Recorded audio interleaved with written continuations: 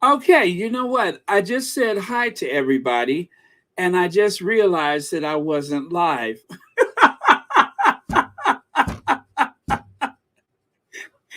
I just scrolled through and said hello to everyone, starting with Elaine Parker. So, just to save time, I'm not going to do that again, but let me just say it again. Hello, everybody. It's so funny too because usually I'm scrambling to the last minute to get everything ready, right? Well, guess what? Today everything was set, and then I forgot to hit to start the pro. See, it's always better when I'm racing to the finish line.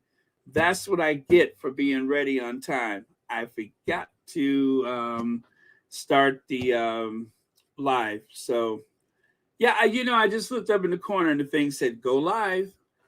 And the only reason why I noticed is because the count for people in the chat was zero. And well, actually, the count of people on Royal Sess tuning in was zero. So I was like, oh my goodness, I forgot to hit start the. Well, anyway, that's enough for all that Who Shot John. The important thing is that we're all here and we are ready to go. So, um, yeah, I just barrened all over the place, didn't I? Uh, well, that's why you guys tune in because you love the very haphazard format of Royal Sussex. But yes, I promise I said hello to everyone, starting with Elaine Parker. So, no need to do it again. But I'll just do it as I go along. How's that? Um, Hi, Deirdre Meinke, Susie Q, Marina Adams, Lambert Charles, Lydia Washington, Reba Henderson. Yes. Hello, hello, hello, and hello. Um, yes. How weird is that? 7 minutes I sat here talking to myself.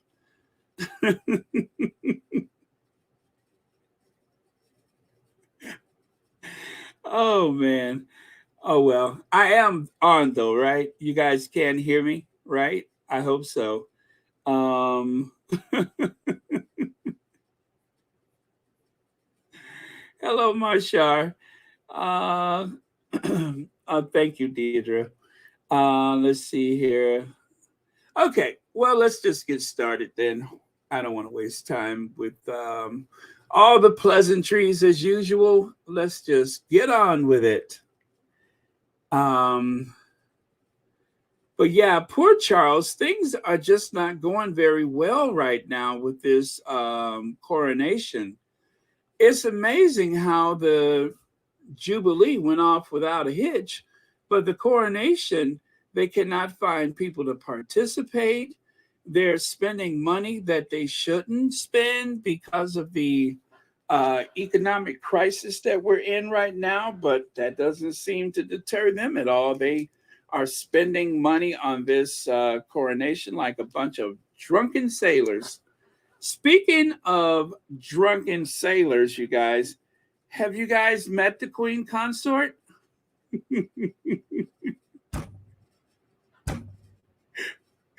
No, that's the Queen Consort. Speaking of drunken sailors, um, I know there's really no reference for that. I was just having fun. Um, yeah, as a matter of fact, I would never accuse the um, Queen Consort of being a drunken sailor.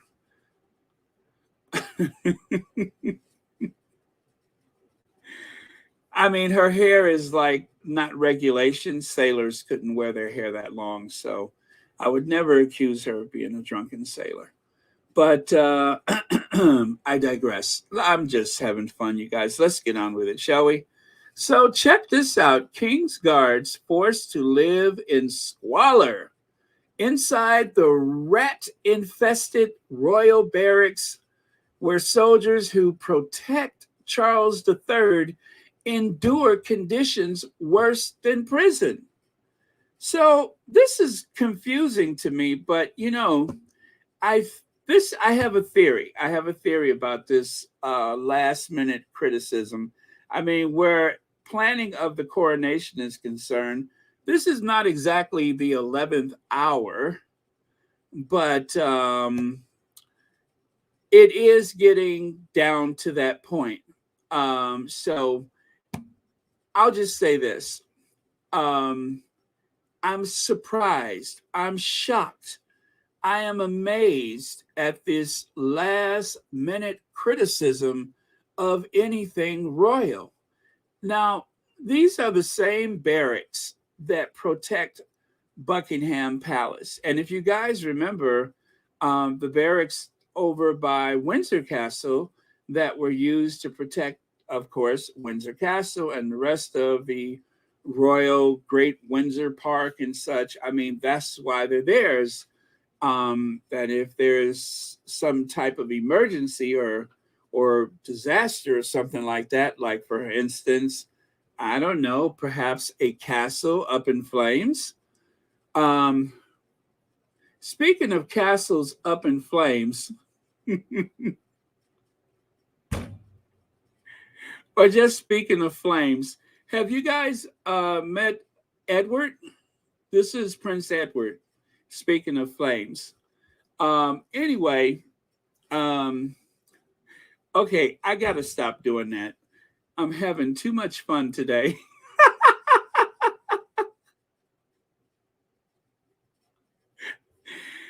Because there's nothing about our future queen consort or the newly minted Duke of Edinburgh that has anything to do with drunken sailors or flames.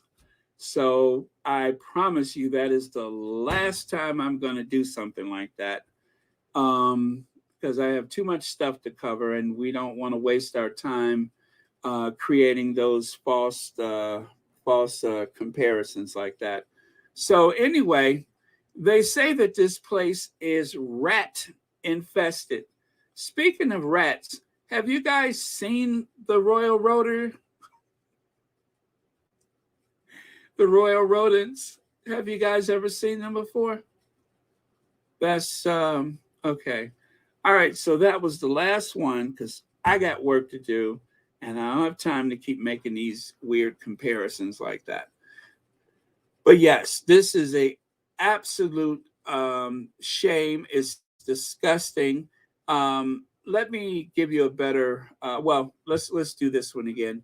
Exclusive: King's Guards forced to live in squalor inside their rat-infested royal barracks, where soldiers who protect Charles III endure conditions worse than prison. Exclusive. Now listen. Warning: graphic photos show Wellington barracks conditions from urine-soaked floors, dead birds. Speaking of dead birds,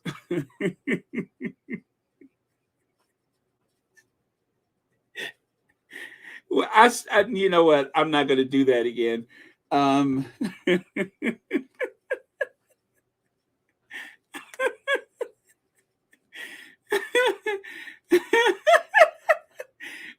listen, I'm done with that. No more of my comparisons. Thank you so much, Elaine Parker, for the super sticker. And thank you so much for watching Royal Sussex. Okay, so, okay, let me take a sip of water here before you guys start wondering what's in my coffee. Jael, welcome. Thank you so much for being here, my friend. Okay, let's see. Brit tabloids are right wing and constantly have articles and lies against the President of the United States. That is so true. That is so true. And I am just, you know how I feel about President Biden. Every day I wake up and Donald Trump is not in the White House. I go to bed, Donald Trump is not in the White House. I take that middle of the night pee, and Donald Trump is not in the White House. I pick up my phone And rarely do I ever see anything that says what Donald Trump has just said in the White House. So my life has become pretty awesome since the election day of 2020, was it? Yeah. Since election day 2020, things have moved onward and upward. And then, if that wasn't enough, 2 days after the election, do you guys remember what happened 48 hours after election day? It was the funniest thing I had heard since that helicopter took the Donald Trump to Walter Reed Medical Center. It was the funniest thing since I heard since they took him to Walter Reed. That was that one of the pharmaceutical companies had just released a new effective vaccine that would effectively end the pandemic as we know it. And that was just the best day I had in all of it. Was, I would say, election day, but to see that look on the face of the Orange Menace when they made that announcement about the vaccine, I was happy. Light Side of the Moon says someone recommend a financial advisor to King Charles and his minions, his handlers, or his handlers, Wicked Witch of the UK, because the amount of equity monies they have. This is bad management. Yeah, it is Light Side of the Moon, and we're going to get to that. So I'm all over the place right now because I'm in a good mood. So but I always have time for the official chaplain of Royal Sussex. Jacqueline Squash says, "Good evening, Baron, moderators, and Squatty family. God bless you one and all on this yet another Lord's Day. We're always praying without ceasing for Sussex family, Mom Doria, and all of God's people." Thank you so much, Jacqueline. Love you too, by the way. Thank you so much. That is the official um, chaplain of Royal Sussex, Jacqueline Squash. Thank you so much, Jacqueline.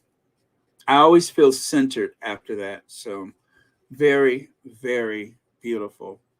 Okay, so let's move on. And by the way, you guys, the photos are a bit graphic. There was the worst of them was something that looked like you could do a backstroke from one side to the other. So I decided not to use that photo. But these are the barracks. These are the barracks.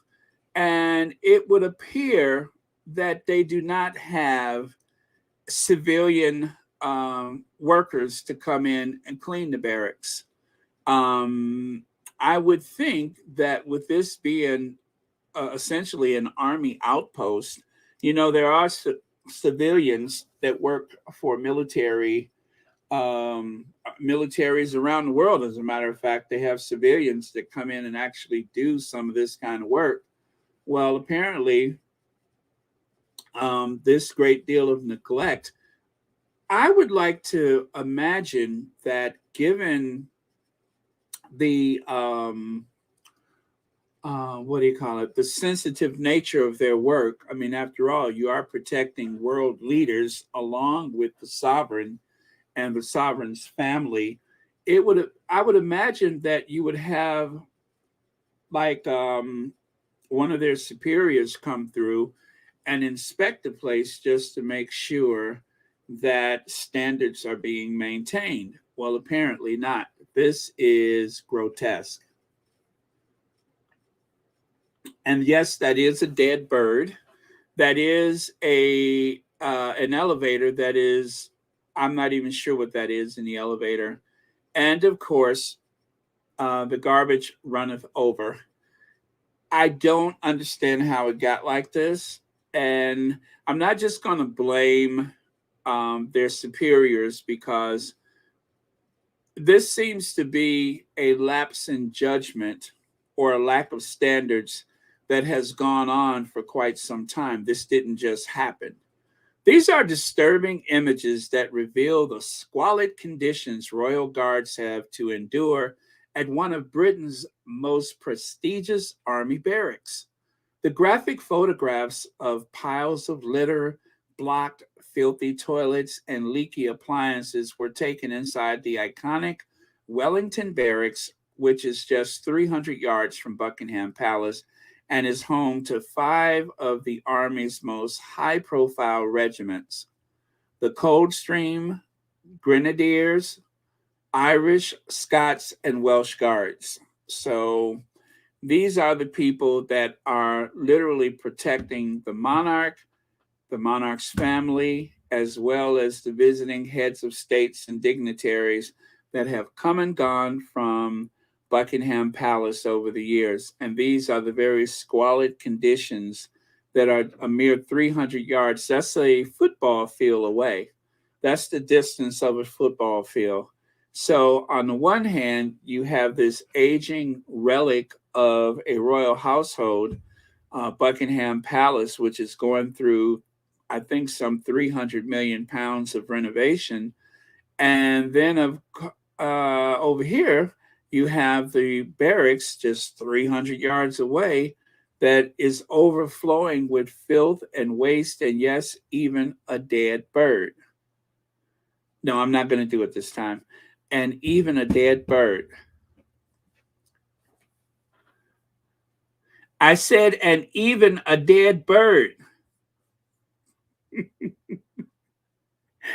Speaking of dead birds, have you met? I'm just kidding. I told you I'm not going to do that again.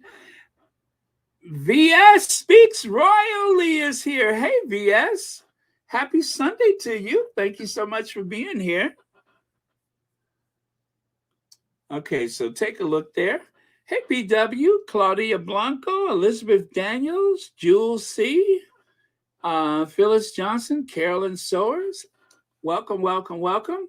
So if you guys recall, it wasn't so long ago that a Scots Guardsman, 23, who filmed himself taking a pee at Windsor Castle while protecting the Queen's wants to abolish the, while protecting the Queen, little typo there, wants to abolish the monarchy and says the regiment was treated like crap by royal family who complained that soldiers' arms were out of line. So when they come through there, they expect the soldiers' arms to line up in some particular way or whatever. Oh, well, that's fine. I mean, after all, that is part of their duty. But if they want their arms lined up, explain why their living conditions are out of line. Seeing the way that they're living right here, this probably explains why someone posed as a military chaplain was able to sleep, drink, eat, and more or less party with the soldiers at the royal barracks over at the Windsor Castle. Seeing that there's a lack of discipline, well, that explains why that was possible. Because if things are this haphazard for the soldiers that are protecting the royal family, it's no wonder that someone could actually jump the fence. And also, there has been a history of drug abuse within the regiments protecting the royal household. There was the crossbow intruder not long ago they got through. So, maybe getting kicked out of Frogmore is a good thing, because if this is the level of protection, if this is the amount of discipline that they have in the barracks, maybe it's not really a safe place to be. I mean, after all, the guy that was the intruder in the Queen's bedroom back in the 80s, he didn't break into Buckingham Palace once. He actually got in twice. Twice he got in and then went and got on the bus and rode home and came back and did it again. So what is going on? What are they doing with the 345 million pounds that is used to maintain and protect the royal family every year? What are they doing with that money? Where does it go? I know they say it's 100 million pounds, but trust me, with the amount of security and protection that they rely upon, it's far more than that. Lydia says, no fan of the royals, but these men can clean for themselves. This is beyond nasty. Lydia, I was thinking the same thing. But I believe that the culture has been entrenched for so long that it is probably par for the course. This didn't just happen in the last few years. This seems to be something that is a constant, just like the hazing of the soldiers that are of color. The non-white soldiers have quite often been bullied and hazed. It's an absolute filthy mess, and I agree with you. They ought to be able to clean up for themselves, but this just shows a lack of discipline, and it also shows a lack of oversight. It makes you wonder, what do they do with the money? It is disgusting, and that it almost looks like a frat house, and I don't think most frat houses look this nasty. I don't think so, but what a contrast it is from the gleaming halls of the Windsor Castle and Buckingham Palace and all the rest of the royal residence. But yes, thank you for that, Lydia. Oh, what is wrong with my bell? There we go. Thank you so much. And thank you again for watching Royal Sussex. Okay. And of course, as we all know, you guys, the royal family makes a lot of bleach. I know, bleach. When you look at that, the only thing you can think of is bleach, Pine Sol, and some more bleach. Lysol disinfectant spray. Okay, so it's okay for Charles and non-born royal Camilla to use their HRH to flog their royal biscuits and chocolates to bring money in to maintain their Sandringham home and lifestyle. Well, actually, now Sandringham is a private residence. It is not a crown estate. So I guess if you want to justify some of the expenses of Sandringham House, I guess you do have to sell some items. But then again, this doesn't look much different from the items that they sell at Windsor Castle, which is a crown estate. So,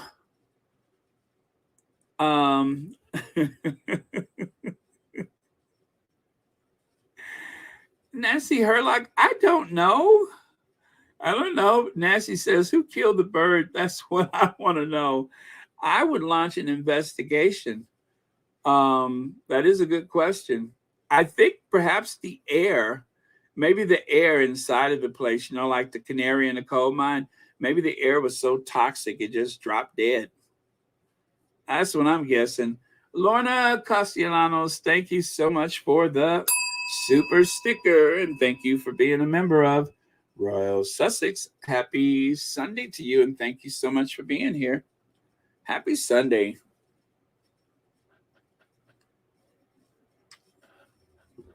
Okay. But yeah, so I have to say, the other week, maybe a couple weeks ago, I saw one of the royal reporters, and they were saying how the Sussexes were going to cash in. And it was really stupid. I want to say it was Richard Eden, perhaps. But what they were saying was so ridiculous, as though the Sussexes were going to cash in with some type of products that would feature either Archie or Lily or something like that. And I thought it was so bizarre, only for the reason that the Sussexes have been gone away from that island for quite some time now. And what, since January? No, March of 2020. So they've been gone for what, 3 years now? So they've been gone for a while. And in such time, they have not put a foot wrong. If you want to criticize them for speaking out against a family that is actively briefing against them and trying to destroy them, a media that's trying to prevent them from making money so that somehow they would fall into ruin, the same dark forces, the institution of the royal family and the tabloid media that is trying to make it impossible for them to connect with people by going after anyone who dares show any type of consideration or kindness to them. By doing so, they are trying to ruin the Sussexes. They're trying to make it impossible for them to earn money.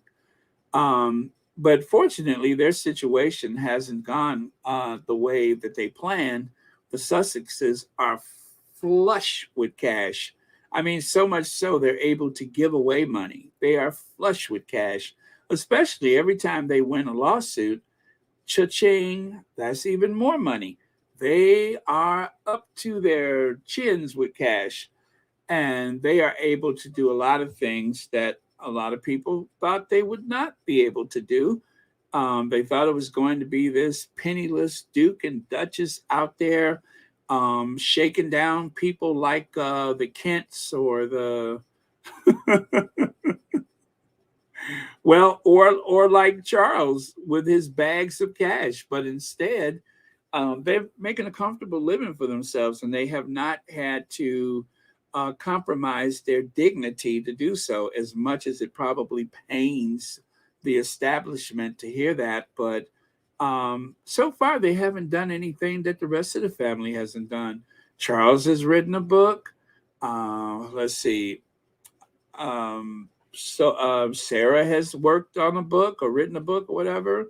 Diana's had a book. I mean, the books are out there. Even the Duke of Windsor has written a book. So people write books. Even Mommy's butler wrote a book. So they haven't done anything that other people haven't done. So far, they have not caused any great embarrassment.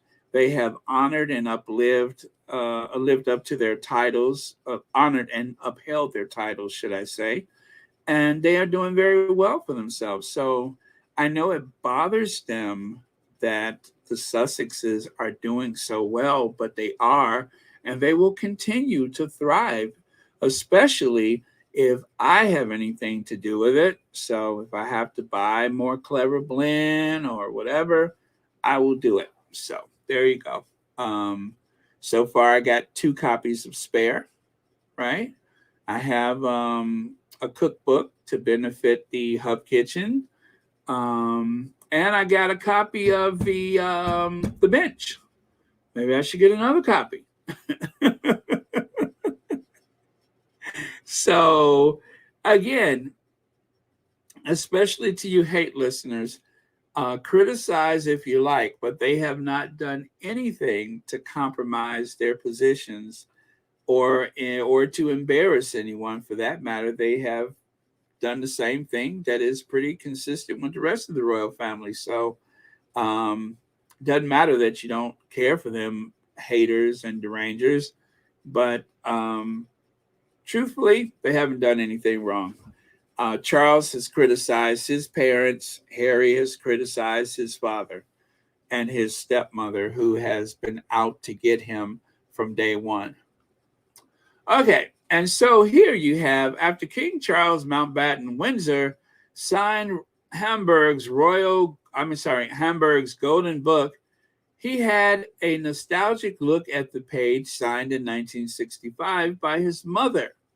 But he didn't look at the page signed by his wife in 1987. So he didn't look at the page that had the signature of Diana, the Princess of Wales. He totally skipped past that. But but yeah, he wanted to look at Mummy's name to make sure that he signed the right book, to make sure that he's equally as important as his mummy. But yet he decided to make no mention of Diana's signature in the book. So interesting, right? And look at how everything in the room seems to revolve around Diana.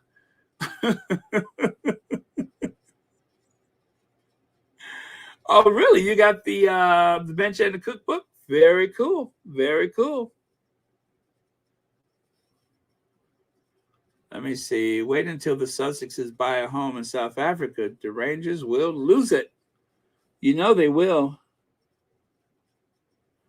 Yes. Let's see. That is so true, V. Bram. If you guys watched the Lady Sussex today, that was the topic today was erasure, removal, and I think they, yeah. Well, anyway, I know erase was like one of the more prominent things that they discussed, but that's exactly what's going on. Is that they're trying to take apart, pick apart, erase every iconic image of Princess Diana, and that is the same thing that I believe that the oh gosh, I'm just going to say Cambridges because I hate to call them the Welleses, but I believe that's the same thing the Cambridges are doing. Is that Katie, copy Kate, is trying to confuse those iconic images of Meghan and insert her own face into it.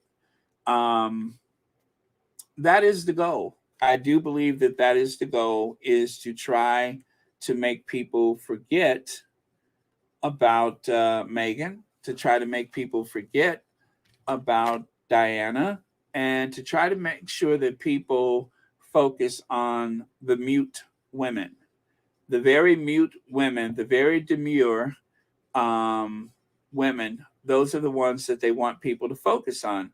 They do not want they do not want you to ever recall some of the finest moments in the history of the royal family in this modern age of Diana or Meghan.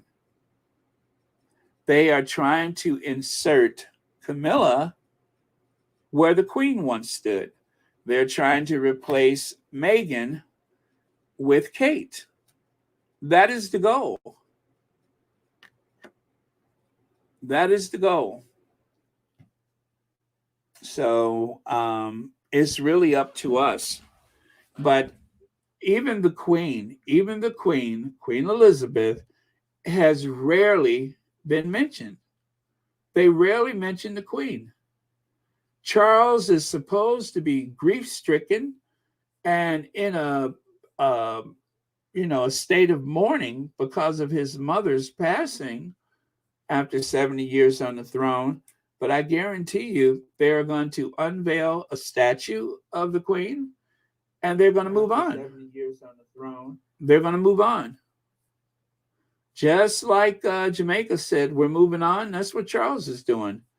There will be no attempt to honor his mother if he can help it, because, well, anyway, I'll get to more of that later. But yeah, that's exactly what it is the attempt to erase their memories and to create a parallel universe where you will see the same colors, the same images, the same poses, all of those things. So you guys make sure you watched. Oh, let me see. Lydia has it here.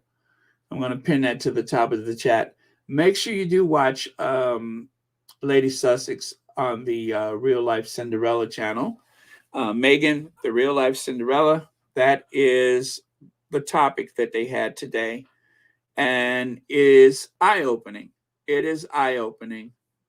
And between that and, of course, Ivy, who has been talking about the behavior of the royal family since she first started her channel, That's what has drawn me to Sussex Global UK, is that Ivy has been talking about this stuff from day one. They're trying to rebrand the royal family.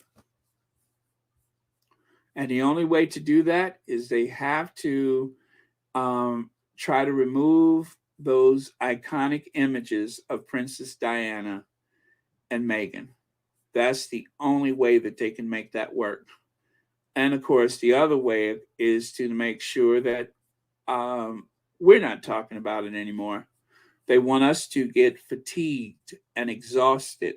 They want everyone to be exhausted of the topic. So let's talk about Joseph Robinette Biden, President Biden.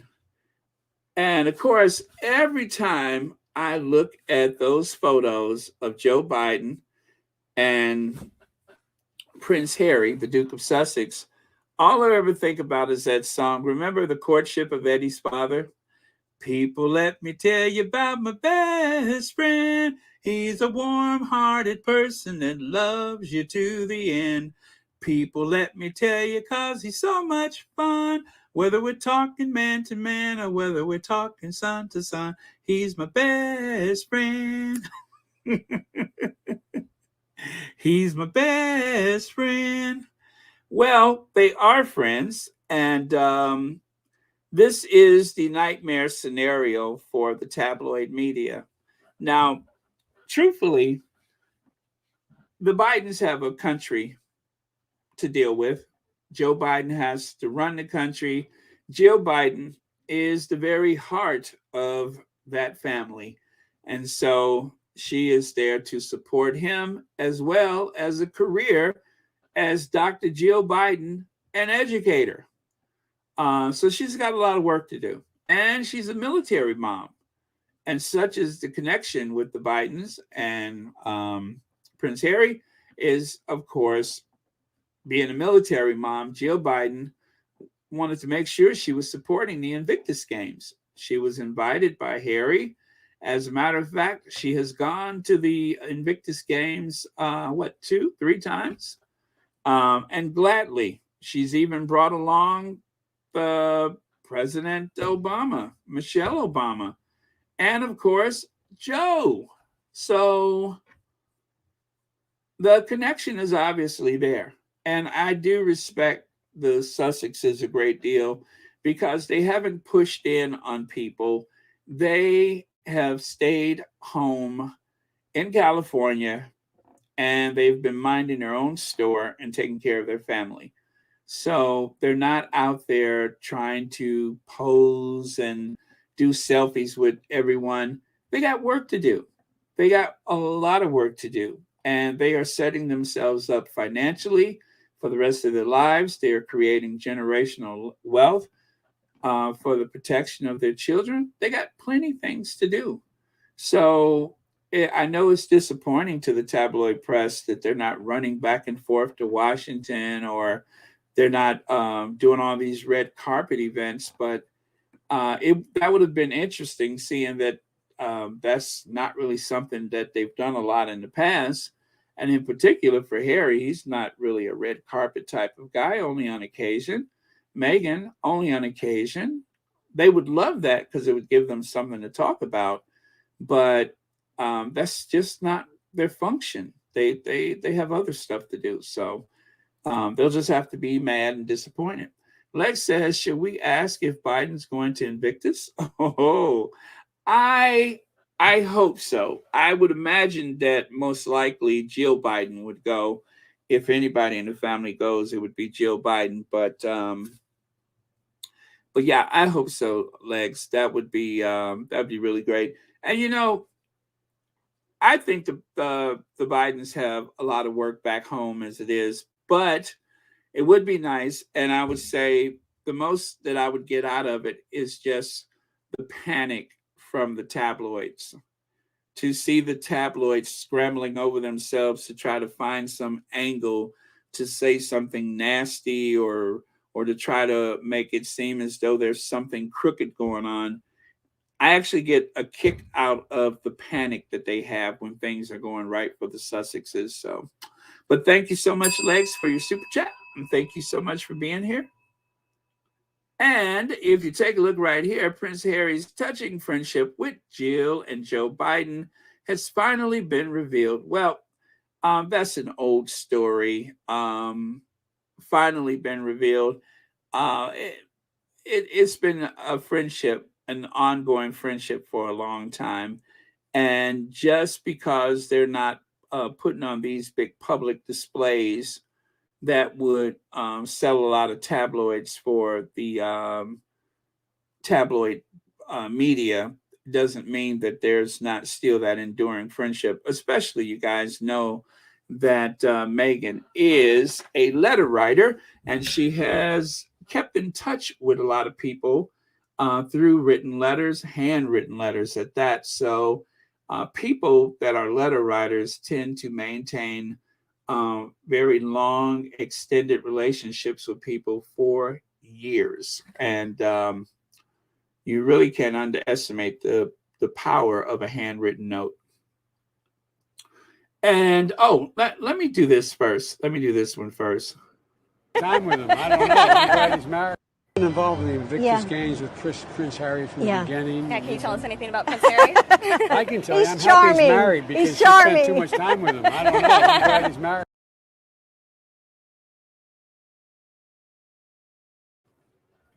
I have watched that a million times. I love that. I guess Joe Biden must have said Prince Harry just one too many times at dinner.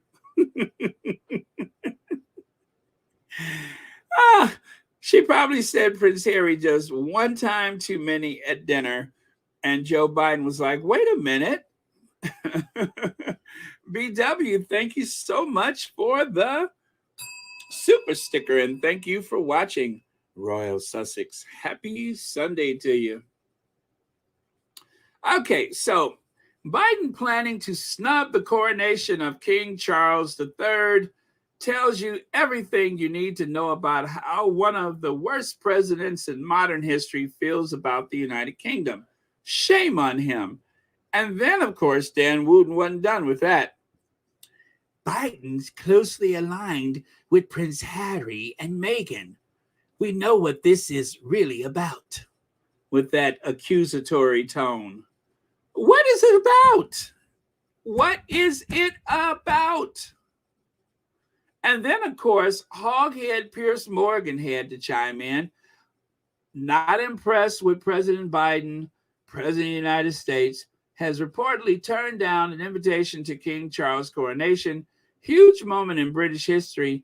And whatever you think of him, I'm certain Donald Trump would have gone if he were still president.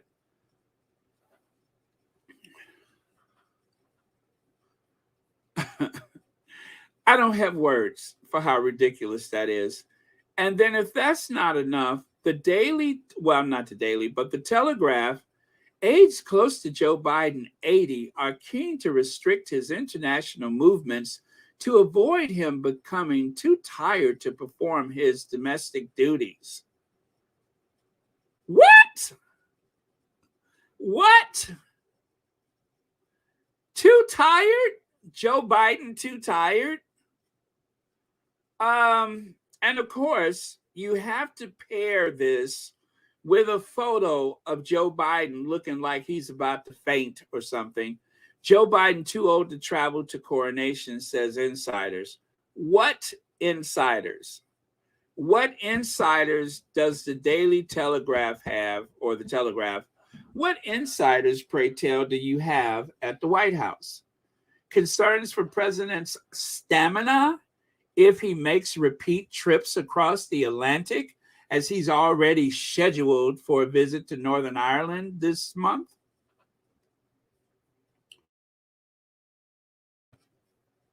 Y'all on that stuff. That's all I can say about that is y'all on that stuff. You all are on that stuff. Katie V, thank you so much for the super sticker, and thank you for watching Royal Sussex. And also thank you for being a member of Royal Sussex. Still a bargain at just $4.99. Yes, for $4.99, you too can become a member of Royal Sussex, which includes access to those nifty stickers that you find in the chat. So this is what we're doing. We are trying to humiliate the president of the United States on behalf of a sovereign of a nation that that still has, coronation ceremonies. Most nations are not doing those big long processions and such for the coronation. It's just kind of like a party or something like that. But no. Charles wants all the bells and whistles for his coronation, even though the country is going through a financial crisis, right? Right. So Joe Biden is too old. It's not like Joe Biden is going down to Dulles or Reagan National Airport or whatever. It's not like he's going down to the airport and waiting in line, at the passport desk and all that. He's not doing any of that stuff. That's the president of the United States. He has Air Force One. There's very little difference between being in the White House and being in Air Force One. Let me see. Leg says they're blatant anti-Americanism and mistreatment of a woman of color in a woman of color in color repels us. Yet they expect Chuck's opinion to have any weight in the U.S. Did they not pay attention to Earth Flop? Apparently, they didn't get the message about Earth Flop. They didn't get what a abysmal failure Earth Flop was. Earth Flop was supposed to be like the Super Bowl of environmental movements, right? Barely anybody in Boston knew anything about it. Most people in Dusseldorf, they know that the Invictus Games are coming, but most people in Boston was like, who?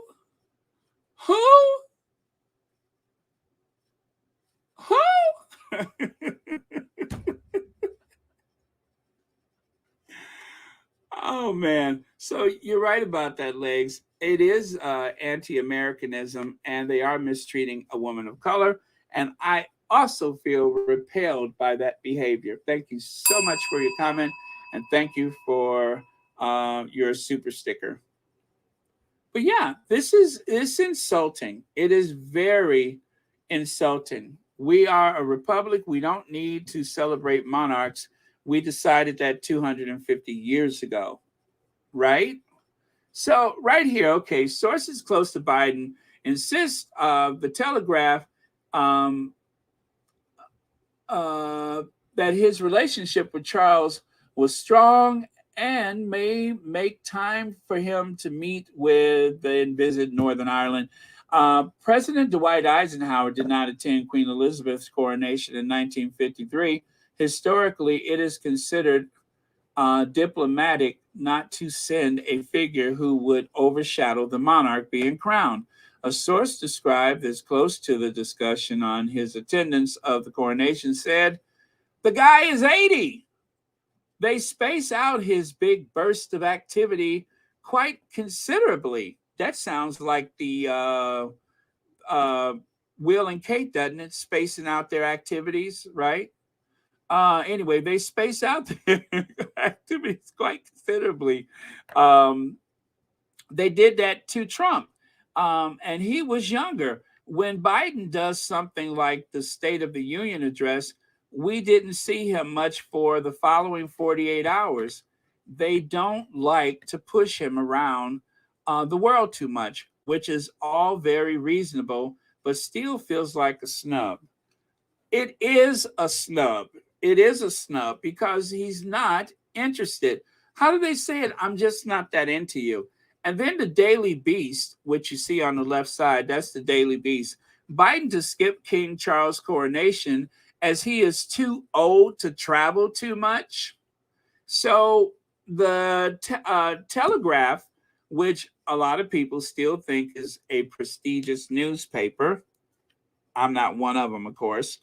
The Telegraph starts it, and then the Daily Beast. And I assure you, by the end of today, many of the right-wing tabloid media papers are going to pick up on this.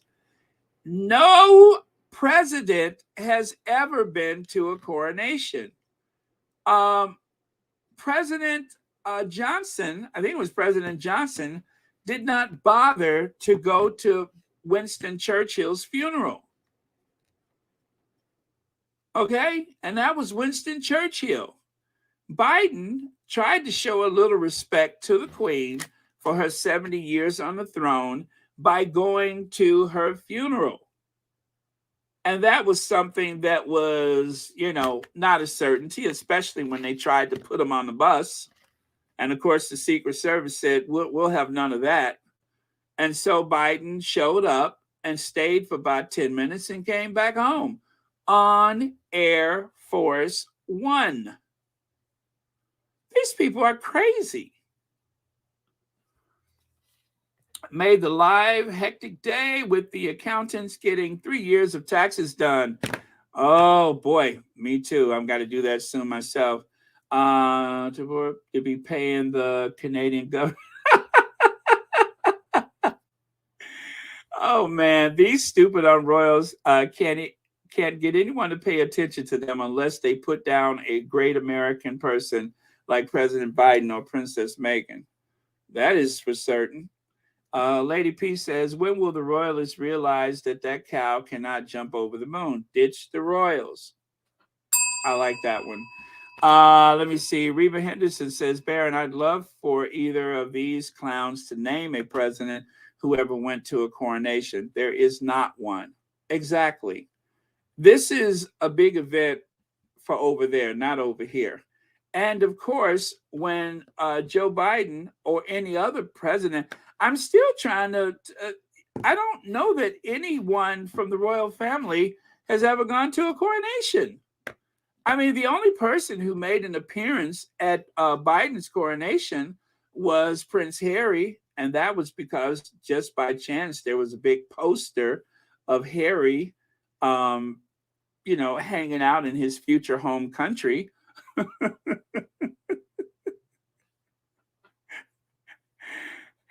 I still see it when I close my eyes. Leg says, as seen on Jeopardy, Kate and William were known by what titles? Crickets. Everyone knew who the Sussex. Yes, exactly. The Sussexes are the ones that everybody in America knows. But nobody knows what Will and Kate does or anything like that. They are pretty much just little figures that you see on the balcony every so often. And that's it. Nobody knows anything about them and nobody cares. That's the thing, is nobody knows anything about them and nobody cares. And that just really consumes them, that nobody knows and nobody care. So there you go. Let me take a look at a couple of your other comments here. This is Jeopardy. Oh, that's funny though, Legs. I remember that one. Okay. Lelaine Maheki, thank you so much for the super sticker, and thank you so much for watching Royal Sussex. Thank you very much. Let me see here. Oh man.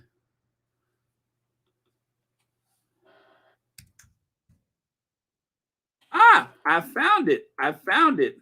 Thank you, Legs. Why don't we do that, shall we? I found it.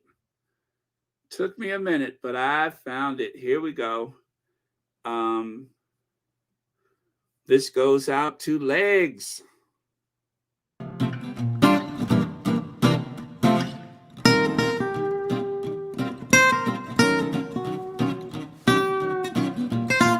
Prince William was given the title Duke of this place.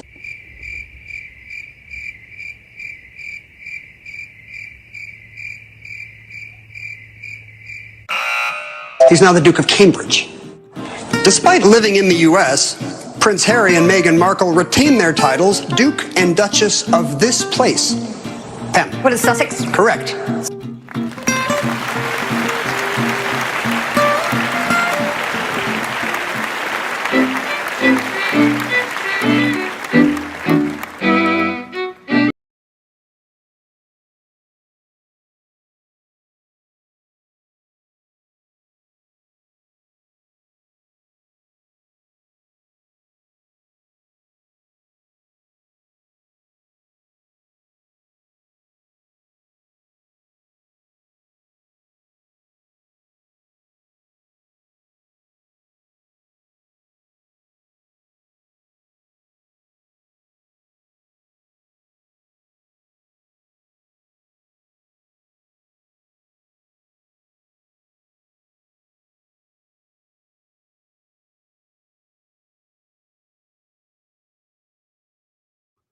Thank you. I'm sorry about that. I forgot. I cut my mic for a second.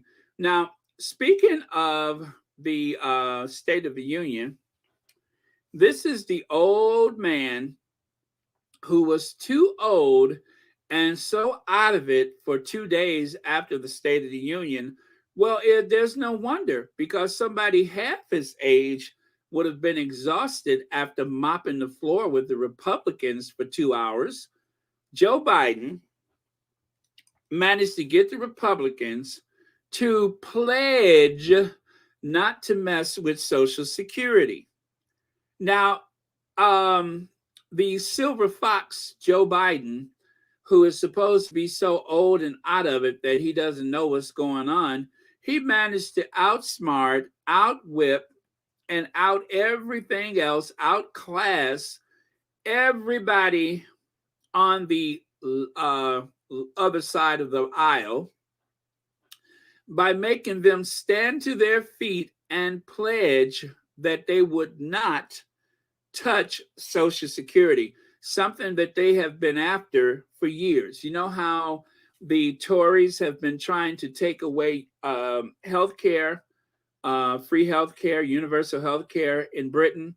Well, that's what the Republicans are trying to do in the United States. They want to take away our Social Security. They want us to go to the free market like we've done for years with the health care. And Joe Biden made them promise. At first, they denied it. And then he said, well, can we all just agree to leave it alone? And they did, in front of, I don't know how many millions of people that were watching, but they did.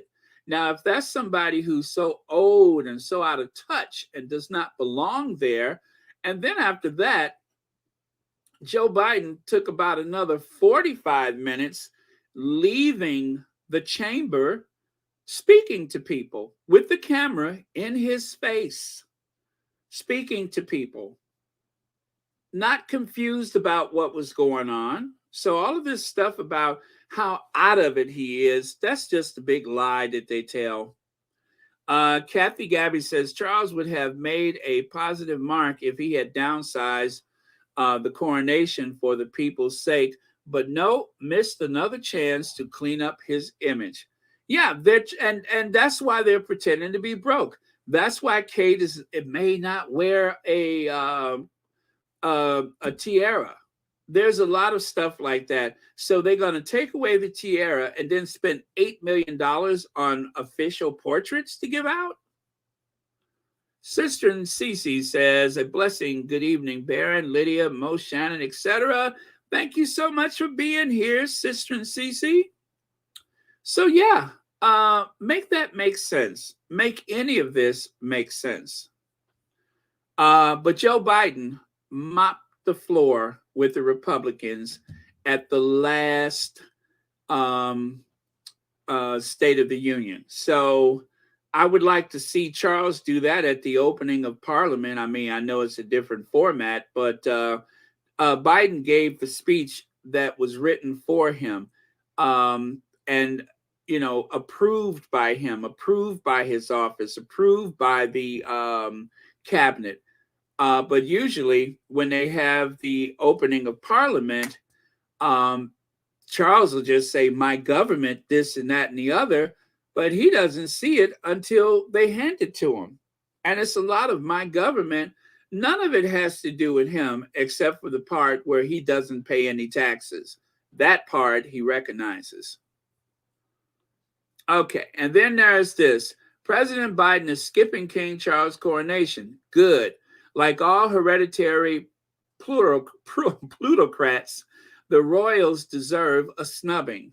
For the record, no president has attended a British royal coronation, and Irish president of the United States, Joe Biden, ain't going to be the first. I hope they hear that loud and clear. Irish Joe Biden is not going to be the first. As I said yesterday, his mother made sure that Joe Biden didn't forget where he came from, and that he does not show deference to people like that. It's just not done. Joe Biden's mother so disliked England, she refused to sleep in a bed. In bed Queen had slept in. Yeah, when they told her the Queen had slept in the same room, she decided she'd rather sleep on the floor than to sleep in the same bed. Such was her disdain for the institution. Biden also repeated his mother's concern about showing undue deference to the Queen in his autobiography, Promises to Keep, this time recalling when I was told my mother and I was going to have an audience with the Queen of England. The first thing she said was, "Don't you bow down to her." He went on to say, "Remember, Joey," she'd say, "you're a Biden. Nobody is better than you, and you're not better than anybody else. Nobody is any better than you." That was how he was raised. So, yeah. And the idea of him going there, not even about him being Irish American, but just because he's the president of the United States. They put John F. Kennedy through hell for being a Catholic. Well, in these modern times, you can have a Catholic president who is not being considered a possible traitor to the country like they did John F. Kennedy, just like you can have an adulterer and his mistress on the throne of England without people considering him unworthy to wear the crown. So isn't it amazing? Back in the 60s, it would have been unheard of for a president to have been Catholic until John F. Kennedy. And right now, we're looking at modern times. It would have been unheard of. It would have been unheard of to have a confessed adulterer and his side piece being ordained in front of God to sit on the throne and to become the head of the Church of England. Notice I didn't have to say alleged. An adulterer, a confessed adulterer with childbearing hips, sausage fingers, flight of Dumbo ears, and a big old rubbery face is going to sit on the throne of England, and nobody is thinking twice about it. So don't expect the Irish Catholic president to show up for your coronation. It's just not going to happen. So, and the Church of England, considering how they used to crucify people in the past, it's just amazing. It just goes to show that they lack integrity by saying nothing while this takes place. Someone who was married in a registrar's office to his mistress is going to sit on the throne of England. And the only thing that we're getting as official from the tabloid media is criticism of the president of the United States. You are going after the person I voted for. Nobody voted for Charles. I voted for Joe Biden. And of course, if we want to talk about age, poor Queen Elizabeth, in such frail health, still influenced the entire country with her presence on the throne for 70 years, and nobody said a word. And then, of course, when Philip died, as a stand-in for Philip, she goes to another cousin, the Duke of Kent, and that poor guy, equally frail in health, wearing a bearskin hat on his head. And when I saw this, my anxiety was peaking because I was just like, he can't see. How can he see anything? I mean, this guy has a bearskin hat down to his chin, and they're worried about how old Joe Biden is. I was expecting him to just teeter back and forth until a little gust of wind took him off that stage and for him to face plant right there in front of that riser. Thank God it didn't happen. But nobody had anything to say about this. Nobody had anything to say about the fact that a woman in her 90s was doing more work than Will and Kate. Will and Kate sat idly by and watched a woman in her 80s turn to a woman in her 90s, still doing more public engagements than them.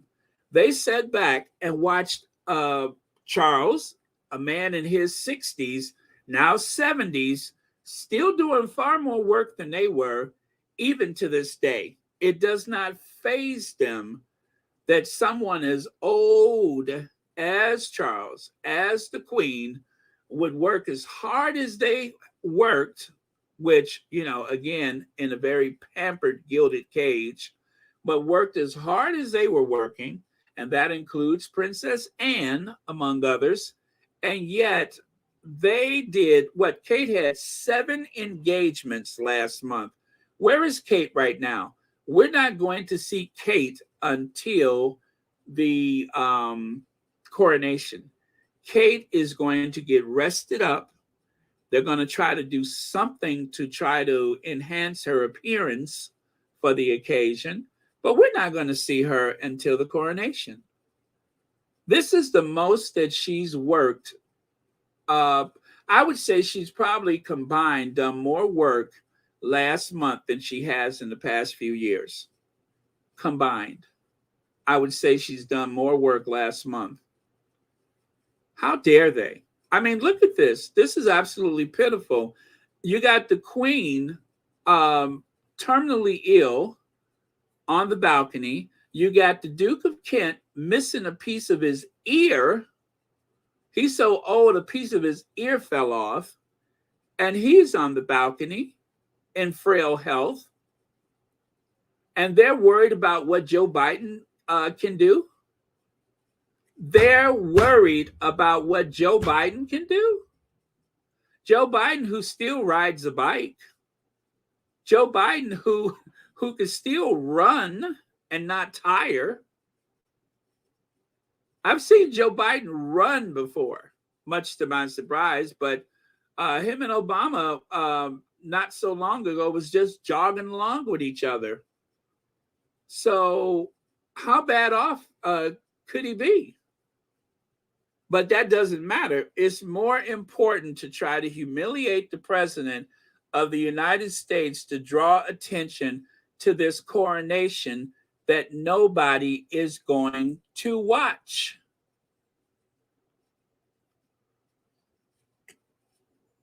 It's so bad that just a couple of years ago, do you guys remember Time Magazine, where they were talking about the COP26? That is that environmental thing that they had in Scotland. Now, just to keep up appearances, the Cambridges decided to show up on the train. The Queen did not go because this was an opportunity to point out the hypocrisy of the British royal family with their incredible amount of use of fossil fuels throughout the entire real estate portfolio that they maintain, or the fact that even some of the minor royals have access to the helicopters on occasion. So Time Magazine decided to say what other people were thinking. They used a cardboard cutout to represent the Queen. They literally used a cardboard cutout. Now, I'll let you figure out what they're trying to say there. And pretty soon, they're going to use a cardboard cutout to represent Charles because he's getting on in age. These are the saviors of what's left of the Commonwealth. These two are supposed to save this is the face of the British Empire right now. This is the face of Britain. These two. The confirmed adulterer and his mistress that are going to be ordained in front of God and all of the clergy of the Church of England. They are about to be ordained to sit on the throne of the Church of England.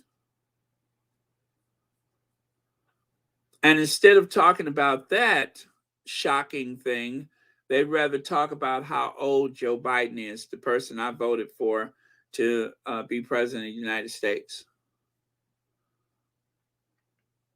And I'm trying to decide, are those snakes or is that barbed wire? Is that barbed wire? I'm going to start calling that the barbed wire dress. I was thinking it was snakes or perhaps, oh gosh, what is that? That minty leafy stuff. But yeah, I'm starting to think it's either snakes or barbed wire. But yeah, these two, that's the face of Britain. Nobody in America is having a discussion about how unfit they are to be in that position. Nobody had a discussion about the Queen's age. The Americans were far too polite.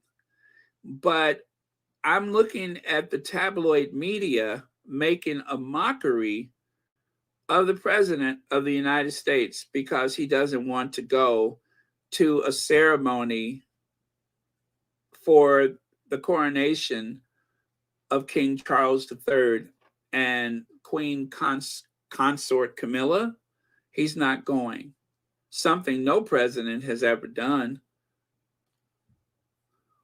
And they don't care. It's just a distraction from everything that's going wrong for Charles right now. This man is walking around in 2023 like he's about to pull a rabbit out of a hat. Like he's about to pull a rabbit out of a hat in 2023. And the only thing they could talk about is the president of the United States, the leader of the free world, a man who could pretty much go anywhere in an instant if he so chose to do so, in a luxury strategic military aircraft called Air Force One, which even has an operating room, an operating theater, if you will. And that's the one they're worried about. This is the one that they should worry about. The guy walking around like a magician in 2023. Prince Harry's hatchet job taints the whole royal family in the eyes of the public. Well, you know what? I'm going to say this is one that they got right. This is one that they got right. I wouldn't call it a hatchet job. I would say Prince Harry revealed how terrible things have been with that family, how they destroyed his mother, how they're trying to destroy his wife and his family. That's what happened, is he's just revealed the truth about this institution. So I'm just going to give a word to the wise. Whomever they may be, people have discounted Joe Biden his entire life. But as he said down in Florida, when DeSantis was trying to look like a big shot, no one F's with a Biden. No one.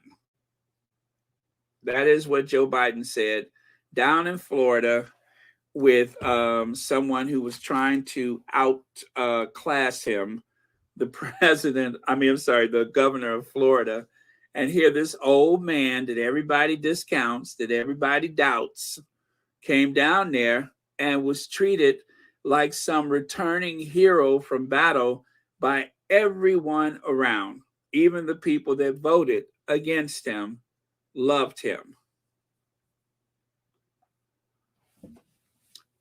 This is the face of the monarchy right now. This is the face. It's not pleasant. It's certainly not pretty. It has no integrity. It lacks any shine or luster. Getting the family of a bunch of bureaucrats and government officials to crowd a plaza in Berlin, that does not really make for an effective reign as a monarch. Everything is going downhill. Charles actually gained some momentum when the Queen died. People felt sorry for him. People saw him as this mourning son, someone who was grieving for his mother of 70 years on the throne. But now they see him for who he really is. He has exposed himself. Snubbing the king. Why don't big stars want to perform at Charles' coronation? A number of artists have turned down offers to perform at Charles' coronation in May. Some theorize that the royal family's recent PR are partly to blame. And then counter that with the number of UK children in food poverty doubled a year to, let me pull that down and see it. Doubled in a year to over 4 million, says a new survey. You have 4 million children in food poverty.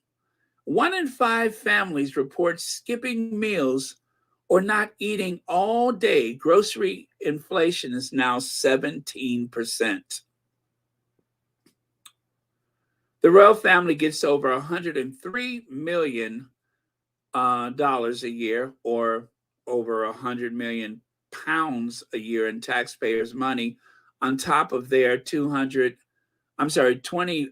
billion in assets. 20 billion in assets. That is what they assume that the royal family have in assets, 20 billion. Maybe. That may be a lower figure than what it actually is. Remember, the Queen owned, and now Charles owns, one of the, if not the greatest private collection of old world masterpieces, of old world art, Renaissance art, and so on. There's a huge collection of art that belongs to the royal family, not to the crown estate, but belongs to the royal family. Billions of dollars in art. But in spite of all of his strength and power and wealth, this was King Charles III when he left the Commonwealth ceremony. This is Charles III leaving the Commonwealth ceremony. It looks like he needs to change his underwear. That look of, oh my goodness, oh God, Camilla, I just soiled my pants. Camilla, my trousers are soiled. Oh my God, Camilla, I told you I shouldn't have eaten those organic tomatoes. Camilla. That's what he looks like. He looked like he just soiled himself. And then, of course, even if this is like some controlled opposition, something about Charles' face says it's not controlled opposition. Something about Charles' face says, I'm looking at the future. I am looking into the eyes of the future, and it doesn't look promising. Look at that. This is leaving Westminster Abbey. If he's putting on an act, he's doing a good job. If he's pretending like the throne is in peril, he's doing an amazing job. And then, of course, Camilla is sitting there like a big silky chicken. Buck, buck, buck, buck, buck, Charles! Buck, buck, buck, buck, buck, Charles! Charles! Buck, buck, buck, buck, buck, buck, buck, buck, Charles!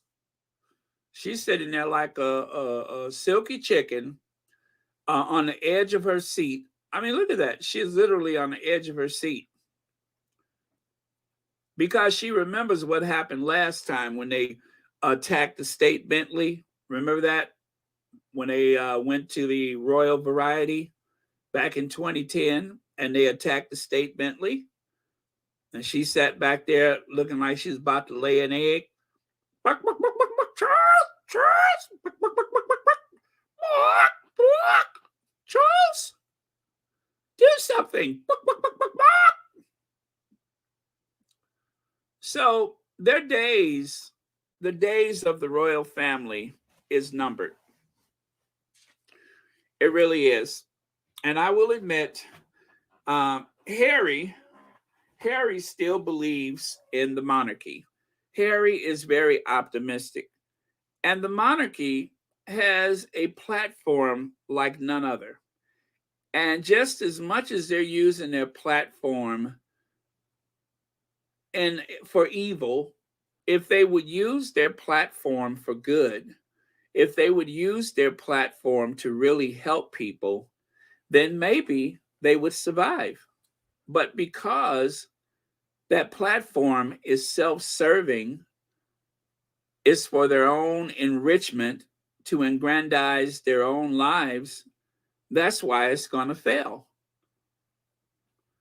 I mean, look at Camilla. Look at her. You don't know if she wants to sniff the flowers or eat the flowers.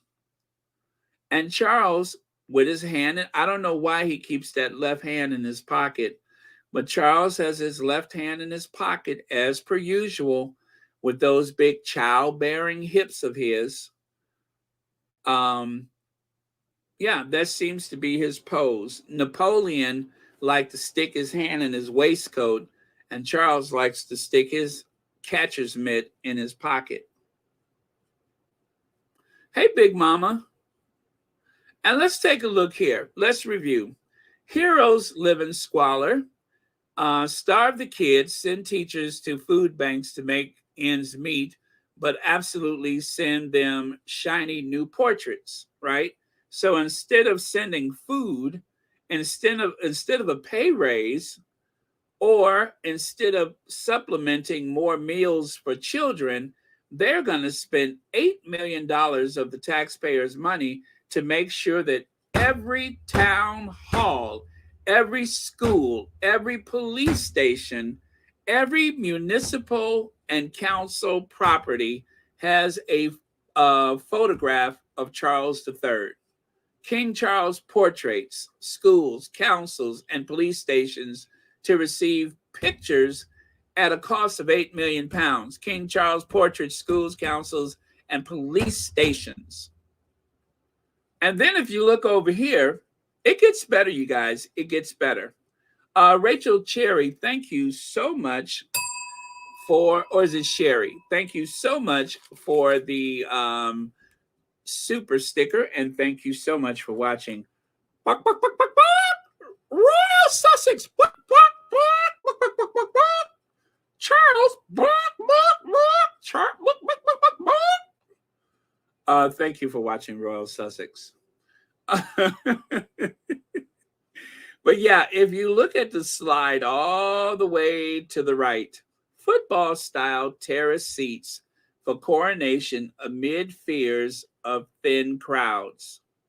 I repeat, football-style terrace seats. That means like, bleachers. They're going to have bleachers along the street just to make sure that the crowd looks full of people. Tiered seating will make streets appear more packed in photographs during King Charles' procession. Now remember, after the Queen died and there wasn't as big a turnout all over the country like they were hoping it would be, they decided that they wanted to kind of, what do they call that? Dog ear. You know how you do the pages? They would dog ear the pages or the news footage from the Queen's funeral to make sure that history reflects this outpouring of emotion. Well, that's the same thing that they're going to do here. They're going to call into the BBC and Channel 4 and ITV and everybody else and make sure that only the very best of the coronation is seen broadcast around the world. So all of the stuff that goes wrong, myself and all the rest of the Sussex squad, it is important that we screenshot and screen record anything that may be removed later on. Now, do you understand why I said I'm going to watch the coronation? Because they are going to try to rewrite history so that we will have to say recollections may vary, right? That's what they want, is to create a recollections may vary situation. Of course, I'm not going to let that happen. I'm going to keep my receipts along with the rest of the Sussex squad. And of course, there is the free portraits of Charles III for all public bodies, but £8 million cost, branded shameful. Anti-monarchists claim that the official portraits of the head of state are scandalous at a time of spending cuts. And there you go, Charles III with that big, fat, flabby, fleshy catcher's mitt of a hand stuck in his pocket, supporting his childbearing hips. That big puffy hand of his hidden from view for whatever reason. That may be the portrait, or perhaps there will be a portrait with the royal regalia. Whatever it is, it's not worth £8 million. Send us the link and we will print it out if we want it, and then we'll stick that on the wall. Okay? You print it out and we know exactly where to stick it. That's the message I want to send to the royal household. Send it and we'll know exactly where to stick it. Matter of fact, we'll tell you where we're going to stick it. This was, I think this was the cartoon from, I forget which paper it was. 7 palaces, 10 castles, 1 wife, 2 kids, and a coronation to support. Yeah, they are facing some hard times, aren't they? Things have never been so bad for the royal family. And you know what makes it bad? The only thing that makes it bad is that people are watching, that in real time, people are exchanging this information back and forth. They are really ridiculing the royal family for their short-sightedness, or Charles for his short-sightedness. It really takes someone who is full of themselves to spend this kind of money at this time. And of course, his empress, Camilla Antoinette, the Queen of Versailles, she is going to come in with all that jewelry on. And someone pointed out today, they said the thing that about the tiara, I think someone has said that yesterday on Royal Sussex or somewhere, they said Camilla just doesn't want anybody else to wear a tiara. She wants to be the only one with a tiara on. I had to think about that one. That makes a lot of sense. V. Bram, thank you so much for the super sticker.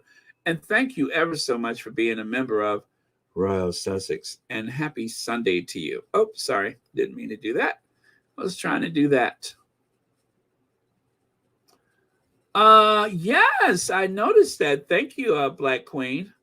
I have been on such a roll. I didn't have time to take a breath.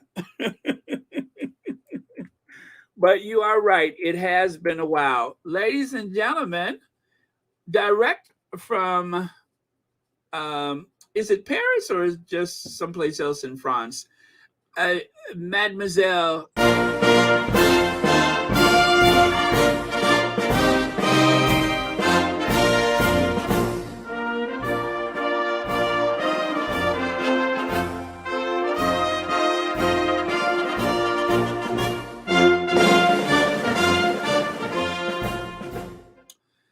Charlotte says, Baron, vos me tous derrière, which means William is an imbecile and the royal family is on the verge of collapse. Whatever Charlotte says, it is implied that William is an imbecile. Oh, by the way, you guys, welcome to the port of Dover. Now, according to Suella Braverman, this has nothing to do with Brexit, right? Remember that. People are waiting up to 18 hours to cross the English Channel by ferry, but it has nothing, I repeat, this has nothing to do with Brexit. And if anybody asks you, no, not anybody, if anybody asks you, this has nothing to do at all with Brexit. This was bound to happen anyway. Brexit had nothing to do with it. The empty shelves at supermarkets that people experienced over the winter months, not Brexit. Price increases, not Brexit. Asylum seekers being confined to hotels, not Brexit. And the lack of ease of passage from one country to the other by British citizens, and likewise in the other direction, nothing to do with Brexit. Although they say that there is a lack of restrooms. So it has nothing to do with Brexit. What is that? I've never heard so much. La Marcelle. Marcelle, right? Marcelle. Okay. And then, of course, if we're going to pick on old people, if Biden is too old to be president, surely Rupert Murdoch is too old to be getting engaged at age 92, right? To his home healthcare nurse. He is way too old to be getting married, but he seems to be fit enough to have, to help with the decline of Western civilization.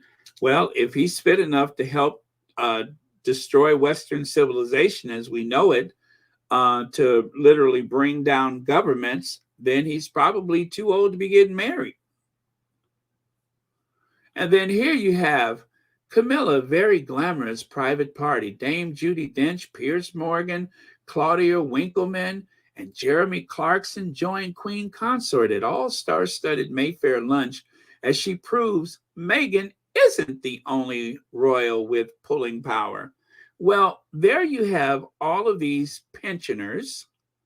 I think there's only one person who is under retirement age. You have all these pensioners, and the only way, that's right. It's the French national anthem. Thank you, Jael. I forgot about that. La Marseillaise. Yes, the French national anthem. But yeah, so all of those pensioners that are there for the party, and the only way that they can make it impressive is to throw Meghan's name into it. You see, no matter what they do in that family, unless they throw Meghan's name in it, it's really not worth talking about. She has yet to apologize or even mention or discount or speak out about what Jeremy Clarkson has said. And even worse, she's associating herself with the likes of Piers Morgan, who has come forward to say that there's been people in the royal family that have thanked him. I could believe that. Yeah, bunch of old farts. Thank you, Joy and Moore. And of course, Harry and Meghan, a poster couple for work-shy Britain. Really? Really? Camilla Tominey? But when it comes to self-promotion, no one can doubt that the publicity-shy couple have put in the hours. Let me take a sip of my coffee. Y'all play too much. Y'all play entirely too much. First of all, if there is any truth that there is a increased brain capacity and intelligence for having a larger cranial mass, I would have to say that Camilla Tominey is the Albert Einstein of tabloid reporters, because certainly there is a curious amount of cranial mass between her chin and her hairline. I measure about 21 inches, which is astounding. 21 inches of cranial mass, nearly 2 feet of length between her chin and her hairline. I can liken it only to Easter Island. So she must know what she's talking about, because after all, she does have a big head. Now, these are, and thank you to the squatty who put this together. I know not where it originates, but it saves me a lot of time. You have all of this that has happened either just before or since the Sussexes have reached the United States. Invictus, of course, goes back further, Centopale and such. All of these things. The Duchess of Sussex has been involved with things like, well, both the Sussexes, should I say, World Central Kitchen, 40 by 40. They've won the NAACP award, Better Up, The Me You Can't See, Time Magazine's Most Influential. Their Archwell, huge. Their Archwell, which is actually doing better than the Clinton Foundation and the Obama Foundation. The models in which they plan to spend the rest of their lives, by the way, the Sussexes were reportedly using Clinton and Obama's foundations as a foundation, as a template for the way that they would live the rest of their lives by doing philanthropy, charity, advocating, and so on. And in doing so, they have actually outperformed the Obamas and the Clintons. No slight against them, but remember, Archwell is not that old. Archwell launched during a global pandemic. They started their foundation during a global pandemic. Plus, they had only just started a family. So let's just say, with the weight of a global pandemic and with the responsibility of a family, and of course, security concerns, and a British tabloid media that was actively trying to destroy them, they still managed to get their foundation to outperform 2 former United States presidents and 2 former first ladies, all of which have law degrees, one of which is a Rhodes Scholar. The other was the editor of the Harvard Law Review and a college professor. One of the first ladies has a double Ivy League degree. The other first lady also has an Ivy League degree. As a matter of fact, I think they all are Ivy Leaguers. And so those 2 couples of high achievers both have foundations, and yet somehow the 2 terms of duty soldier and the actress with a double major in theater and international relations, somehow they managed to outperform those other couples. No slight, of course, but I'm just saying, somehow they managed to do that. And yet, Camilla Tominey, that remnant of Easter Island, wants people to believe that they don't work that much. They don't work that much. Right? She sits there and she thinks and obfuscates, and she thinks and concentrates, and it's impressive to watch, because almost in an instant she can pour bile out of her mouth, like you tell the time of day, like you quote the weather report for the day. It just comes out. It just oozes out like the wastewater draining out of the sewers of Britain into the ocean. That's how it comes out. She doesn't even have to hesitate. But let us remember, Meghan, for instance, Rachel, she says right here, the more Meghan Markle speaks, the less anyone wants to listen. Her new Spotify podcast, Archetypes, epitomizes the law of diminishing returns. Diminishing returns. The law of diminishing returns.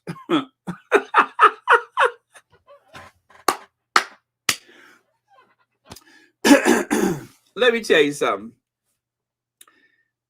Archetypes, how many, I believe, if I'm correct, I don't remember the exact numbers, but Spotify had a huge influx of paid subscribers after Archetypes was introduced. A huge influx of paid subscribers arrived to the doors of Spotify. Now, what happened between the time before Archetypes and after Archetypes that changed that? I don't know. Could it have been the Duchess of Sussex? As a matter of fact, viewing across all of Spotify increased because people went to Spotify looking for Archetypes. Their fortunes had grown exponentially because of the Duchess of Sussex. So, of course, if we listen to the liar, Camilla Tominey, we're supposed to believe that nobody was interested in what she had to say. But then along comes the People's Choice Award. So obviously somebody was listening, right? And then, of course, more recently, the Gracie Awards. Somebody was listening. There has been 48 years of the Gracie Awards. And for this year, the Duchess of Sussex has been announced the winner. So you got People's Choice, you got the Gracie Award, and of course, the person that nobody's really interested in listening to even was on the New York Times bestsellers list for the book The Bench, which was also deemed to be boring and lackluster. And of course, Joe Rogan, the king of Spotify, who had an unblemished record of being number one, cream of the crop, top of the heap for 3 solid years. And then along comes the Duchess of Sussex, knocking the king off of his throne.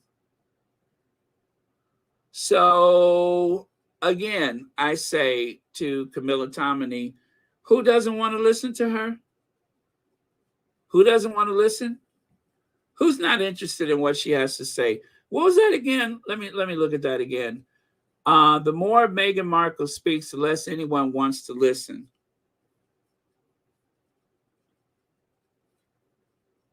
Really? Really?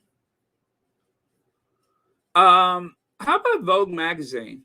The best-selling issue they ever had was from the Duchess of Sussex, and she wasn't even on the cover.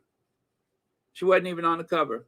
She guest edited the magazine, which is, of course, something that Dan Wooten lied and said royals don't guest edit magazine. Celebrities guest edit editing. Remember he said that? You guys remember that? I mean, he was so vicious about the way he said it.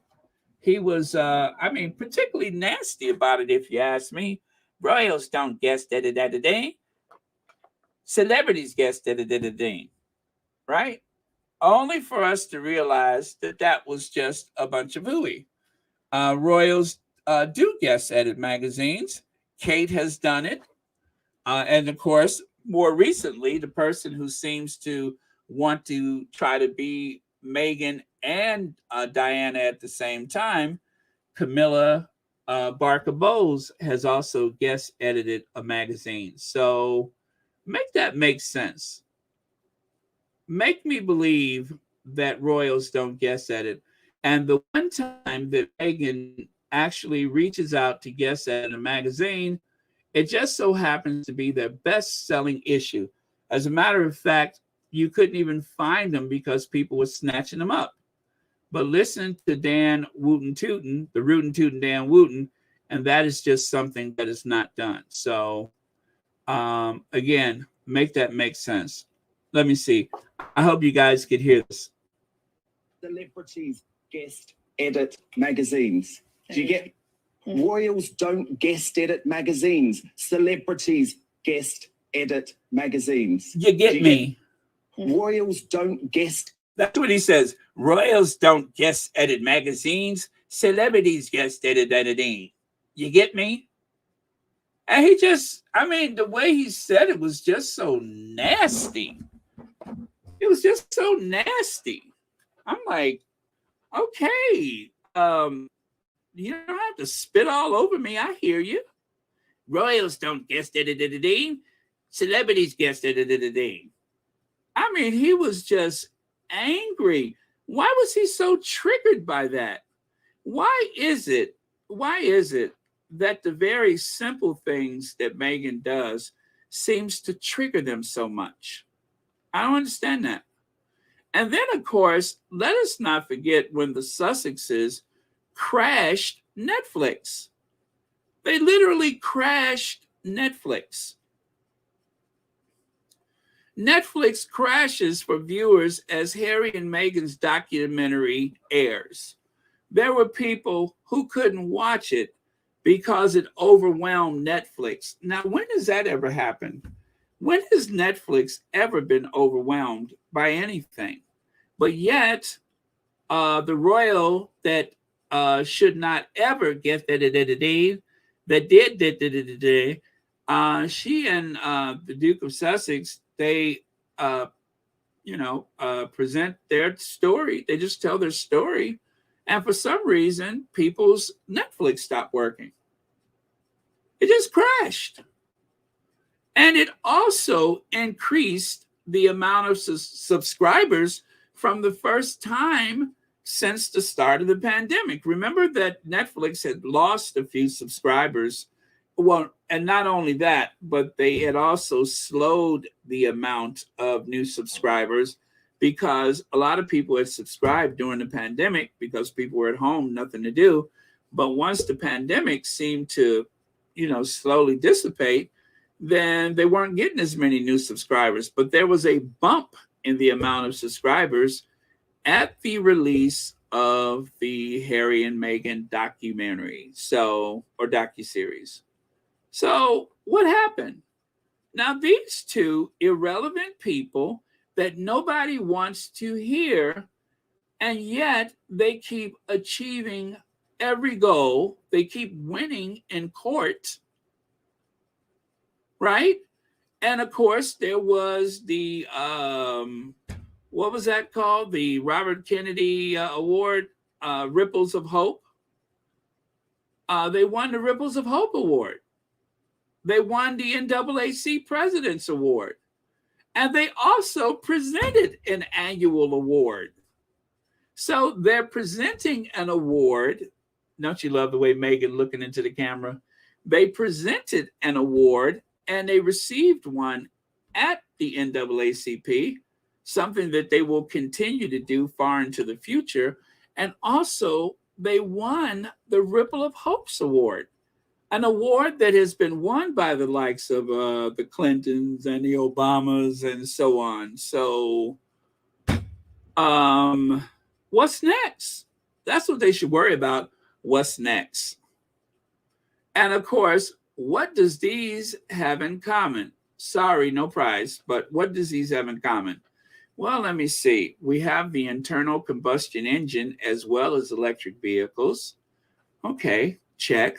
So that's not necessary. Rolodex, well, we have the contacts on our cell phone and computers. So, well, check. That's not necessary either. And then what about the household phone? Again, that is something that we can literally put in our pocket with all the information from the Rolodex and take that with us. So that's unnecessary. So I'm trying to think, with those last two people there that you see on the screen, that last heap of worthlessness, what do they need that for? Oh, I know. To bring back the Mary Poppins couture, and also to have someone to, let me see, what does he do? Well, I'll think of something for him. But anyway, so you have someone to remind us of how things, well, actually, they're both pretty dull and they remind us of the past. I mean, after all, we do have the that all expense paid trip to the Caribbean to recall. So they were able to keep the memory of the Queen's visit alive. Kate even wore the same type of dress. William wore the uniform like his grandfather. So yeah, there's that. Yeah, so that's it. They can remind us about how the royal family has not progressed in the last 70 years or even 100 years before that. Nothing changes. Everything stays the same. So, okay, I guess they do have a purpose. I was going to say there's no use for them, but as a reminder of how things have been and will always be, they do have a purpose. Otherwise, they are equally as useless as the rest of those items on the screen. They have no function, no purpose. They don't actually do anything. Speaking of which, how many times has Kate been branded as lazy? How many times has William been branded as lazy? As a matter of fact, according to that first article, it says Kate Middleton's lazy ways rubbing off on Prince William. Duke refuses to fulfill or fill or whatever. So they're blaming Kate for making him lazy. Kate Middleton's dislike for laziness, Duchess could do more. Well, even the Queen said she was lazy. Kate Middleton called lazy by Queen Elizabeth II. And if any of that was offensive or untrue, then the palace would have said something about it, right? But because it was coming from the top, because instead of sending a note or instead of calling them on the carpet, they like to brief against each other. That's the way the royal family talked to each other, is through briefs. So they briefed about it so that the Queen's message could go to Kate and to William without her having to necessarily say anything to them. Like right here, is Duchess of Cambridge lazy Katie? And is she feuding with whoever? Yeah. I mean, she's so lazy, she forgot to put her drawers on. She's so lazy, she can't even open up her drawer full of dainties and put on some drawers. That's how lazy she is.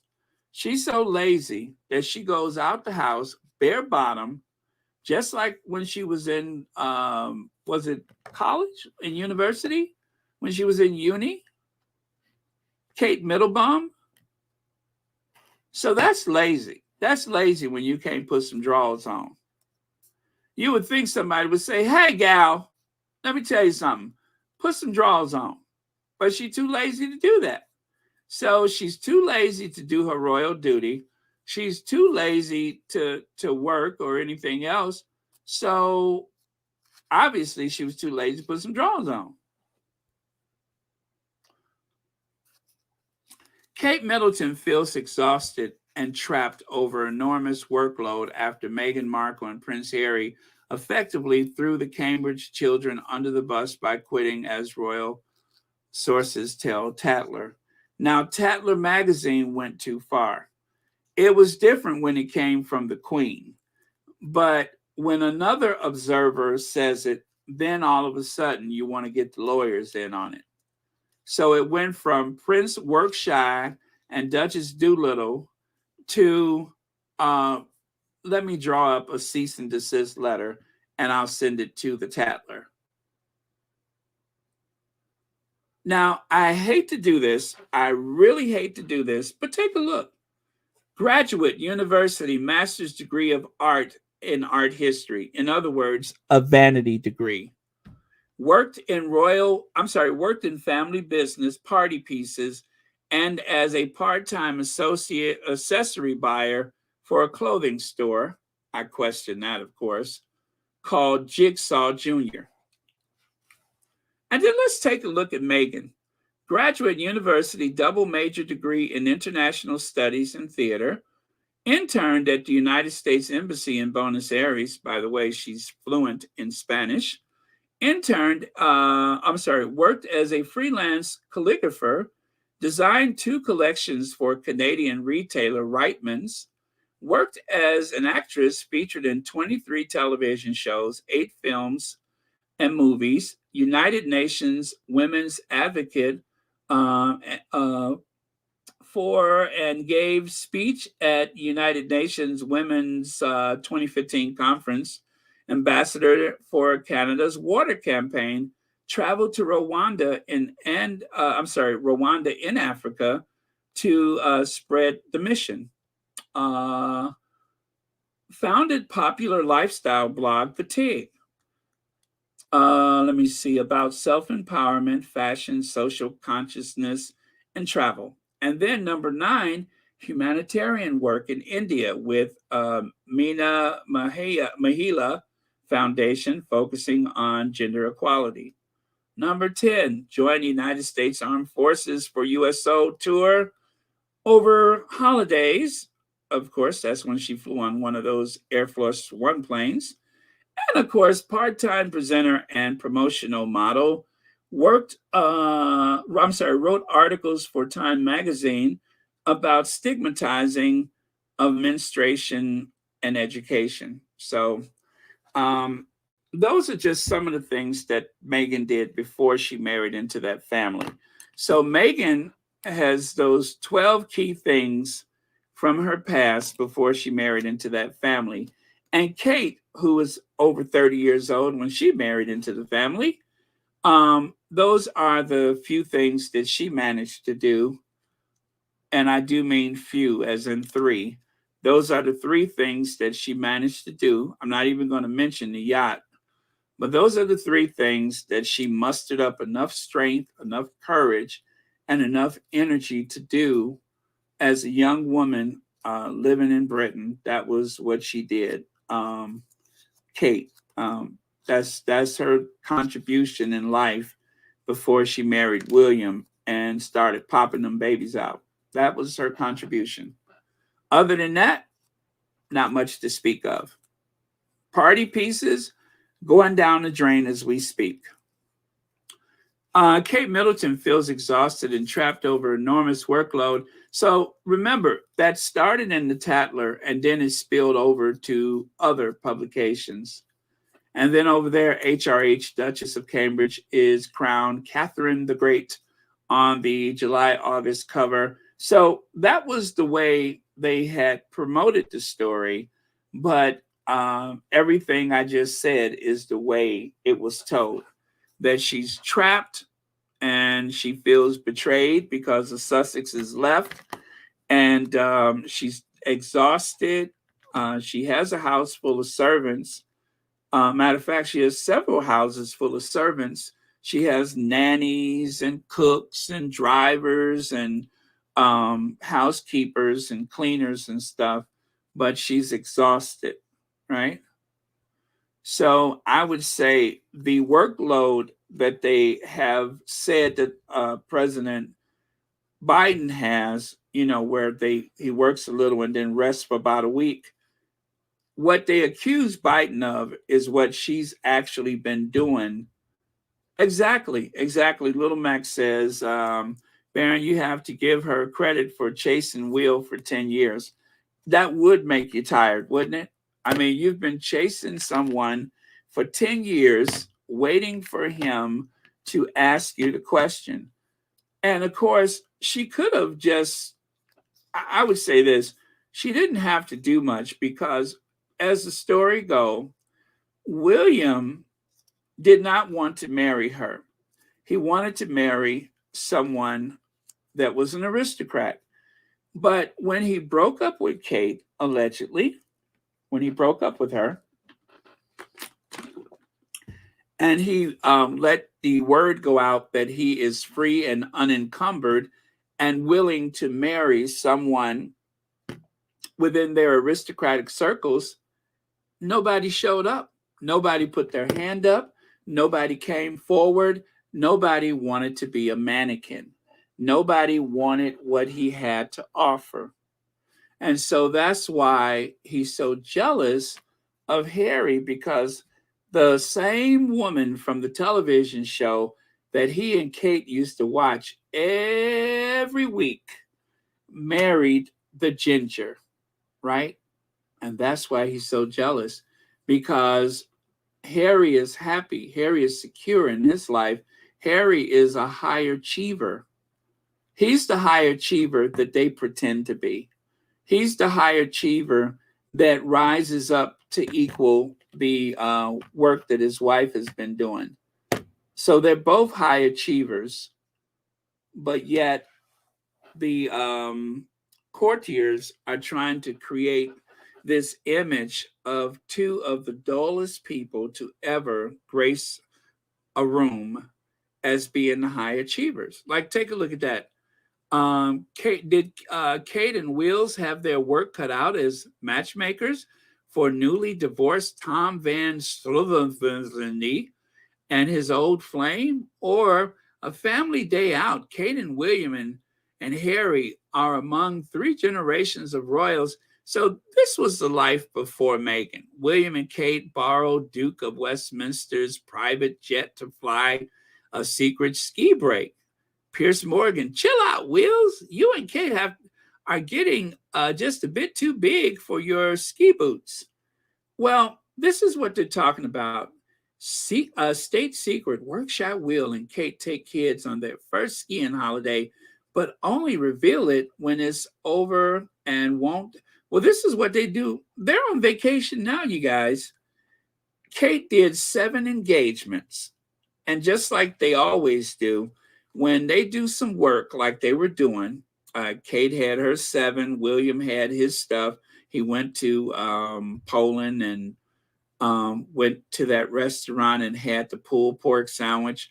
Well, all that pulled pork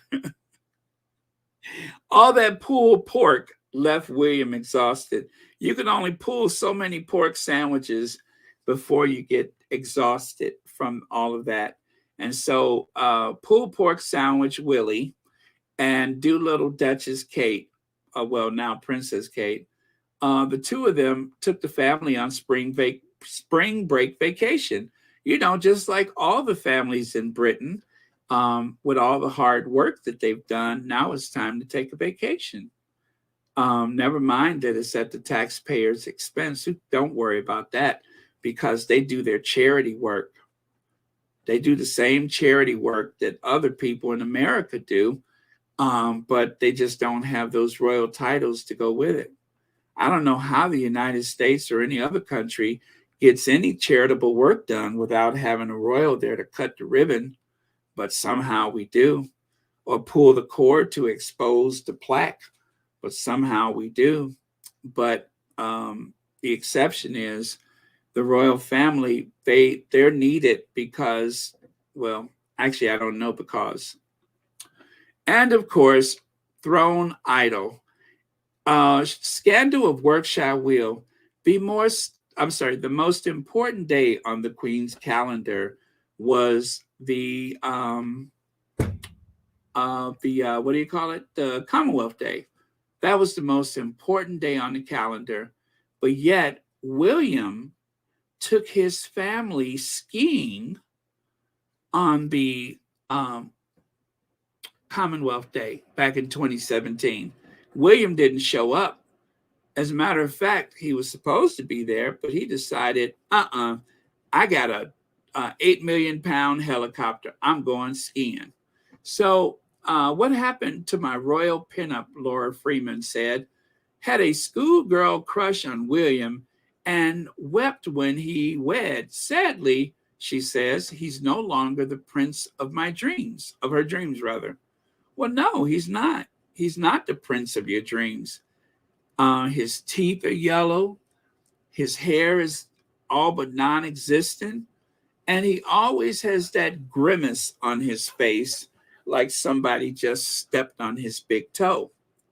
So yeah, he's not there anymore, and he's not coming back. Meanwhile, Harry looks like he's getting younger by the day. And William, well, William looks like some old discarded tea bag. Not fit for purpose anymore. Nothing inspiring about him. I mean, let's face it. This is Harry. This is William. Harry, William. You get me? Commonwealth Day 2017 didn't go off without a hitch. See what I mean? That was William on Commonwealth Day 2017. The future, well, he's hoping that he will be the future head of the Commonwealth, but they're probably not going to vote for him. But he was supposed to be at Westminster Abbey in 2017. But instead, he went skiing. And of course, keeping up the theme of lazy, let us remember that William is not averse to having, or should I say, not opposed to having people carry him where he needs to go.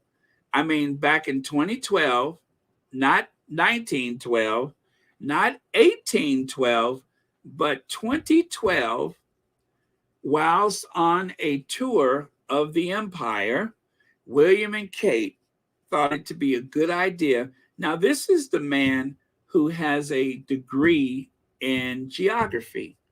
Now, with geography comes history.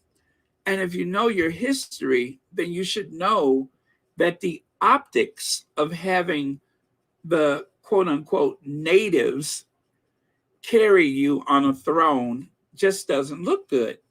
Now, as little as a lot of people think of Charles, I'm still looking for a photo of Charles being carried about on a throne.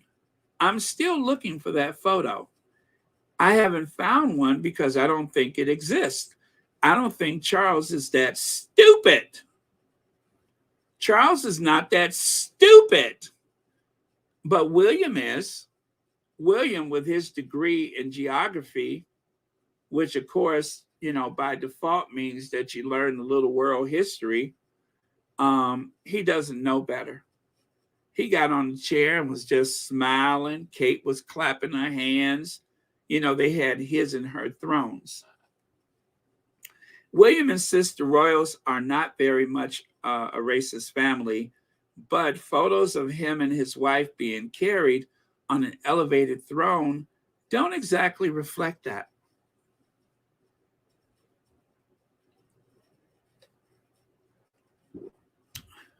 Yeah, I would say it looks pretty dodgy if you ask me. I mean, like I say, if you can find an image of Charles being carried about like that, let me know. But I don't think it exists. I mean, they have the Queen, they have Philip, but not Charles. Maybe Charles knew better. And there's, wait, you guys, wait for it. There he is. That was back in 2017. Remember the Commonwealth Day and William went skiing? There he is. There he is, shaking his tail feather.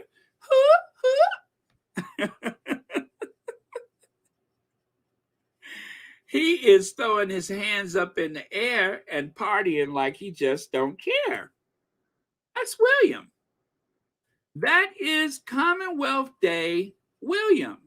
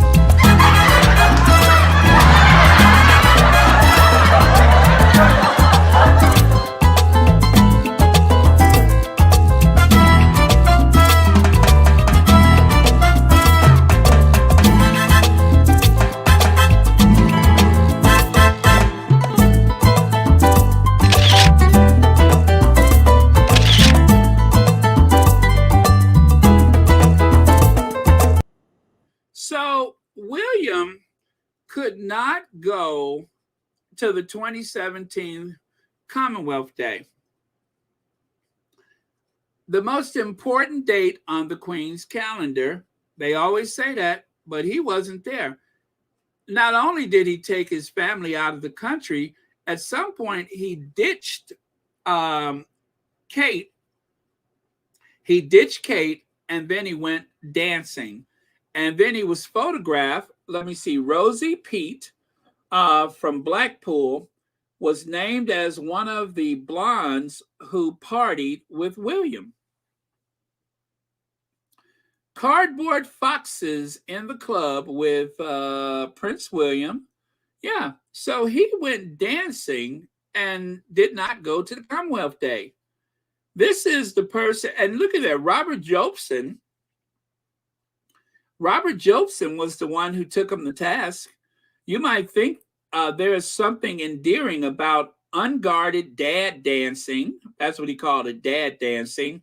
Royal arms akimbo, pumping hard, but out of time. So he's saying William has no rhythm. Here was a man on the brink of middle age, determined to let what remains of his hair down. That was Robert Jobson. He's determined to let what remains of his hair down. But plenty have taken a stern view of Prince William. And it was pictures and videos are, and if the pictures and videos are disappointingly fuzzy, the overall impact could hardly have been more clear. William don't care nothing about that job. He does not care to do the work of king. He's not interested in being king. I'm telling you guys, he doesn't want it.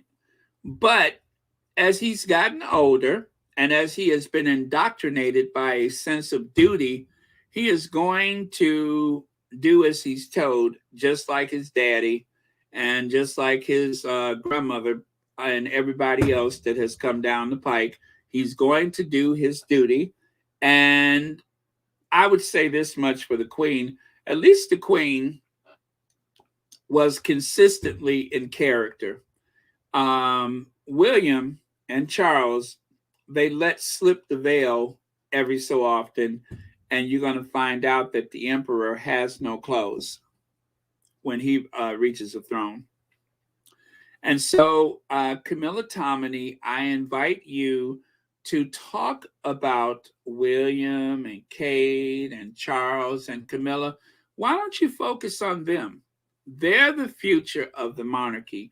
They're the ones that need to be watched. Don't worry about Joe Biden. Don't worry about Harry and Meghan. As a matter of fact, you could start talking about Phil Schofield.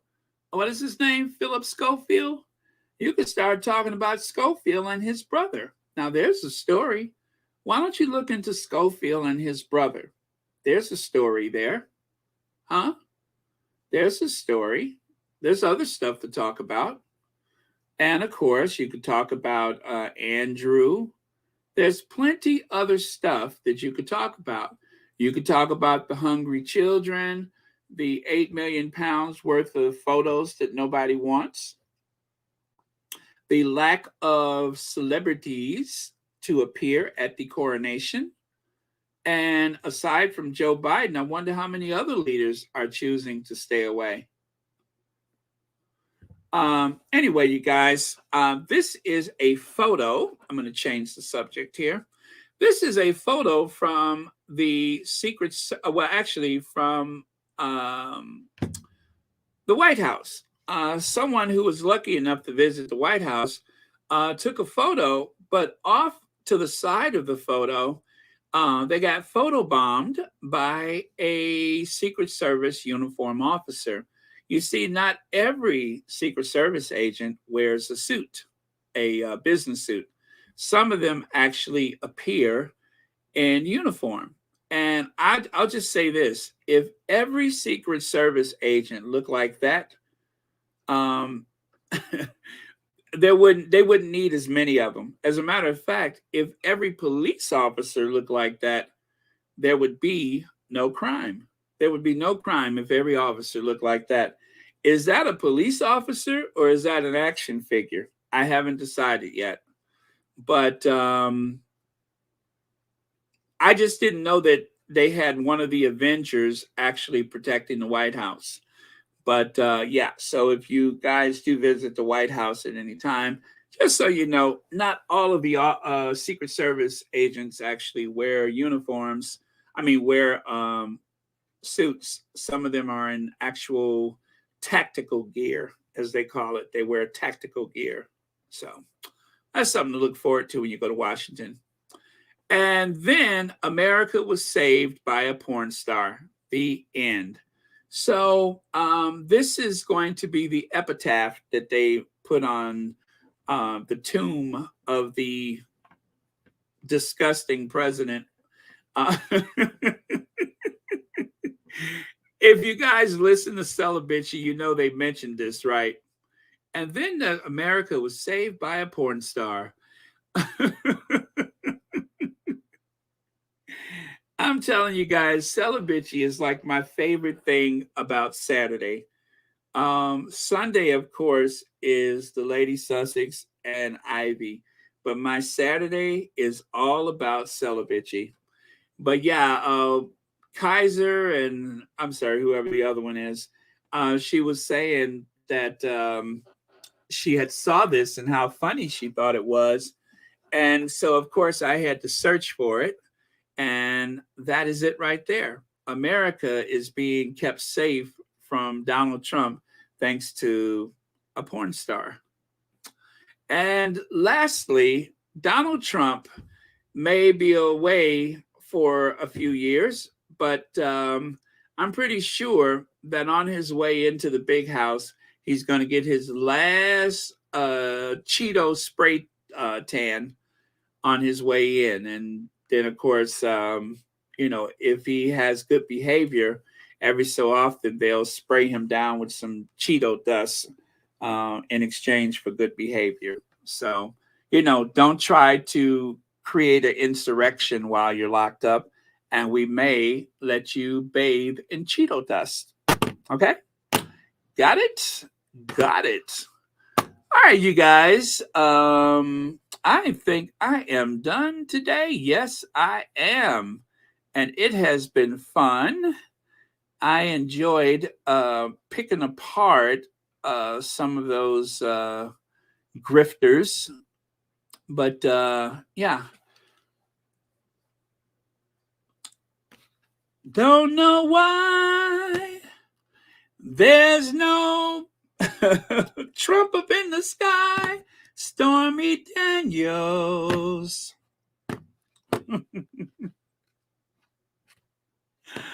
Oh man. Stormy Daniels. Oh man. Yes, Mo Shannon. I love Celebrity. God, they were so funny this weekend. And unfortunately, they didn't get a chance to talk about Robert Jobson, but that's okay. The little bit that we had, but they're going to be away for 3 weeks. My heart sinks every time they say they're going to take some time off, but they are going to take off for 3 weeks again. So we're not going to have them for like 3 weeks. But yeah, they're always good. So anyway, you guys, thank you so much for being here. Thank you for spending part of your Sunday with me. Greatly appreciate it. And also thank you, moderators, for keeping us a safe space. I think Church Nelly's not here, and no Connie Balmer today, huh? Oh well, she'll watch it on the replay. And until then, Connie Balmer. There we go. I'm sure she could hear me even if she's not on. Hey, Anastasia. Diane Hawkins, hi. Let me see. Losa Mei Lam, thank you for being here. And Khaleesi Brown, thank you for being here. Joseph Berno, very cool, very cool. And by the way, you guys, I checked my demographics, right? Royal Sussex demographics has shifted. At one time, it was like 90% women and only 10% men.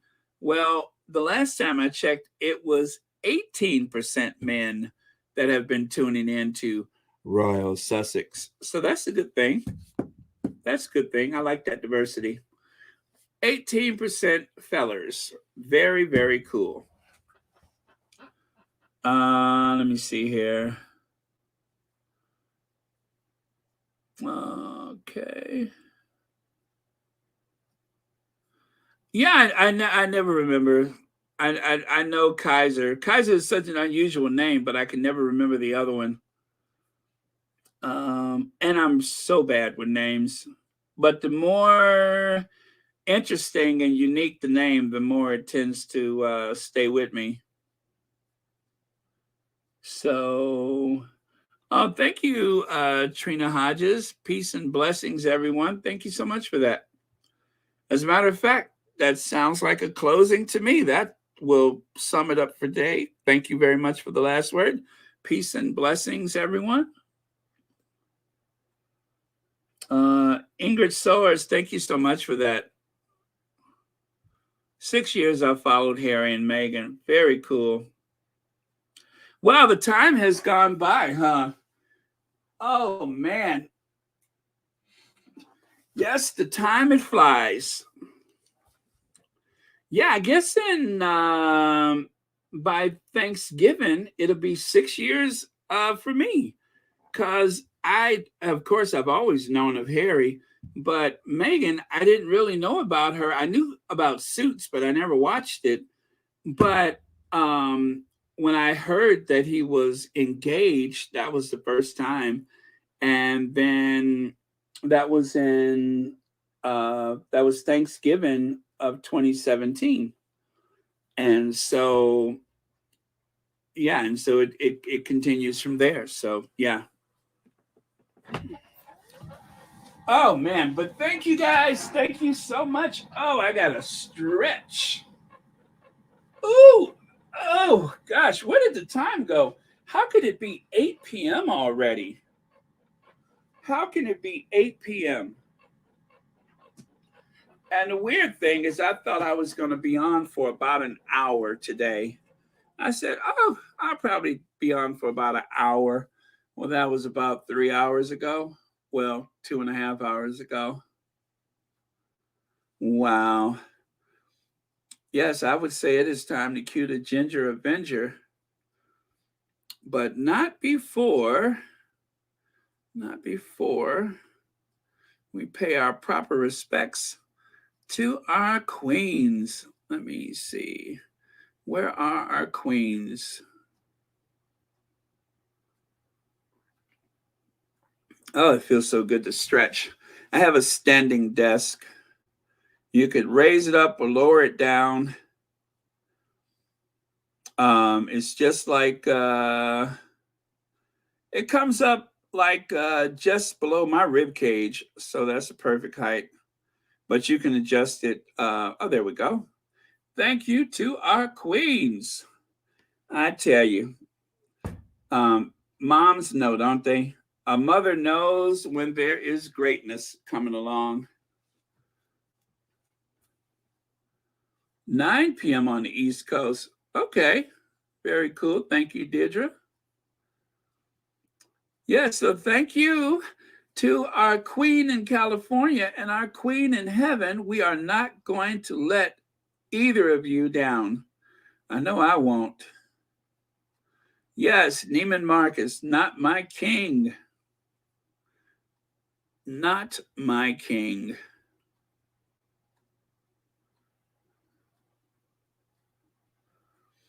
Okay, let me see here. All right. Yes, we're done, everyone. Go and sleep or make dinner or be with your families. Thank you so much for your time. Again, thank you for the donations supporting Royal Sussex. You know what? I don't know what I did with my phone. Hold on a second.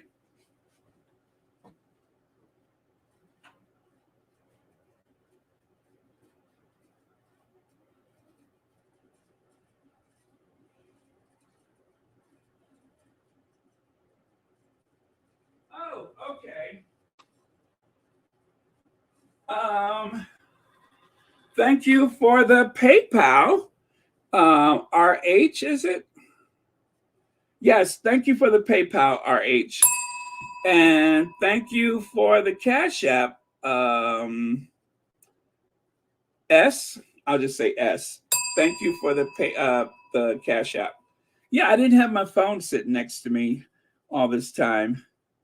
Oh, it's a birthday today. Juliet Holder Fowler's birthday today. Happy birthday, Juliet Holder Fowler. Happy birthday. I didn't have my phone sitting next to me, so I couldn't see any messages I got. But yes, happy birthday, Julia. And many happy returns of the day. Yes, it's not too late for World Central Kitchen, you guys. You know, I showed my aunt the what do you call that? The oh, what is it? The oh yes, the Harvest Home. I showed that to my aunt. I'm you know, and like I say, it's amazing that the Sussex squad has done so much. But when you actually see a room full of stuff like that, that really makes it real.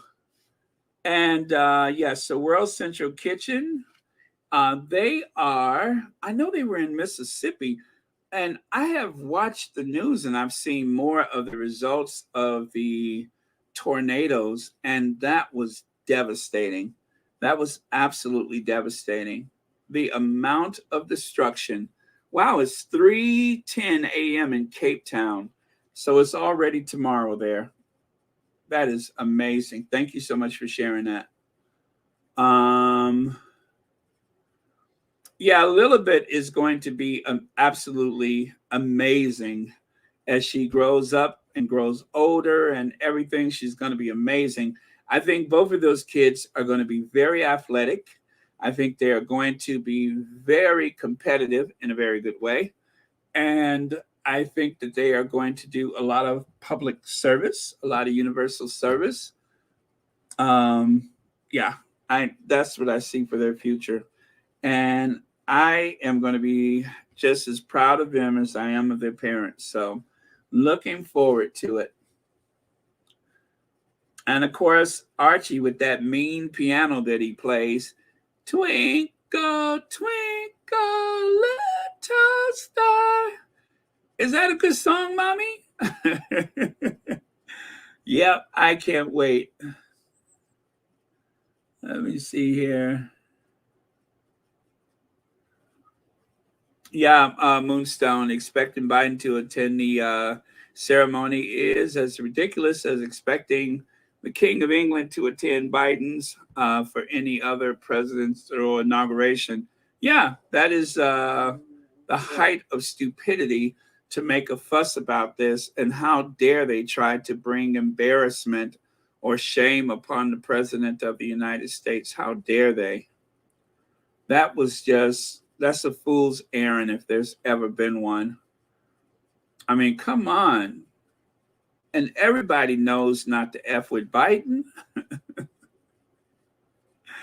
Oh, man. So, yeah. Yes, is Juliet still with us? Are you here, Juliet?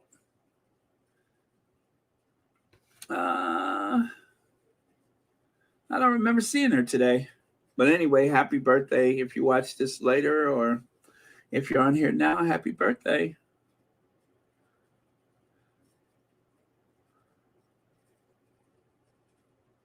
Okay, love you guys. I am going to call it a day at this point, and I think that was it. I think that was it. I'm charming. happy he's married because He's she charming. spent too much time with him. I don't know. I'm glad he's married. Been involved in the Invictus Yeah. Games with Prince Harry from Yeah. the beginning. Yeah, can you tell us anything about Prince Harry? I can tell you, I'm He's happy he's charming. married because He's she spent charming. too much time with him. I don't know. I'm glad he's married. I love that. I love that. Yeah, he's charming. He's charming. He's very sweet.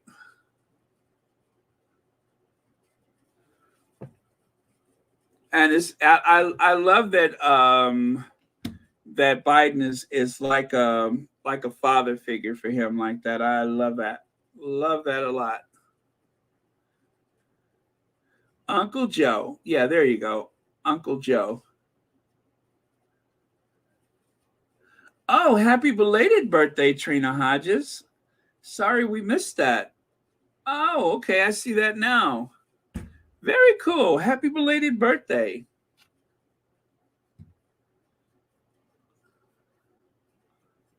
I think we might have to dance that one out then. Let me see. Happy belated birthday to you. Hello, Ivy here. Okay.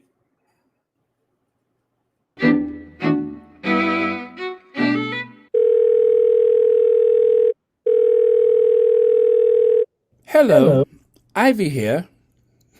Hello, Ivy. Girl, the Duchess of Sussex won. Meet me at the Royal Sussex party. Serge Nelly's gonna be there. All right, Ivy out.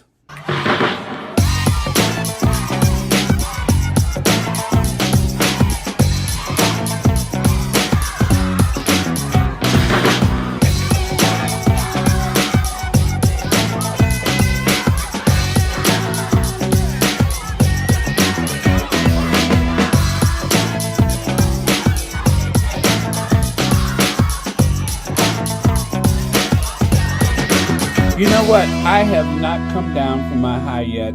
As you know, all right, so that was for both of our birthdays. I was about to say birth of our birthdays. It also gave me a chance to go and get a cookie.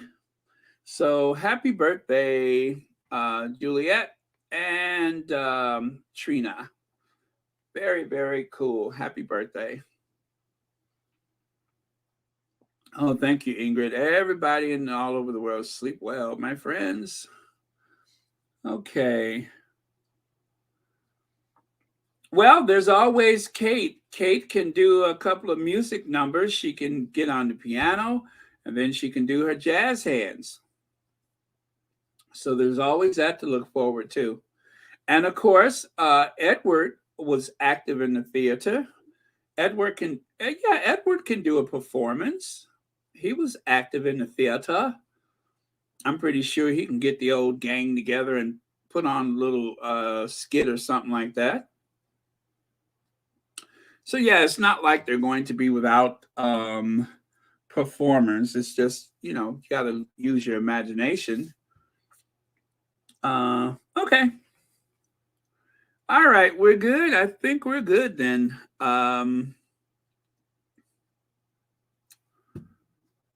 Okay, I'm gonna close then. Thank you so much, you guys. I will see you all tomorrow, and don't forget to catch up with Ivy from Sussex Global UK. And there's a link on the community tab for today's Lady Sussex. Is the last thing I posted on the community tab, and they spoke about the attempt to erase the memory of Diana. That is what the subject was today. So very, very interesting. And I think you'll be impressed. If you guys have been missing Tina and Michelle's Sunday mornings, they were live, of course, but the Lady Sussex, George, and I forget the other guy's name.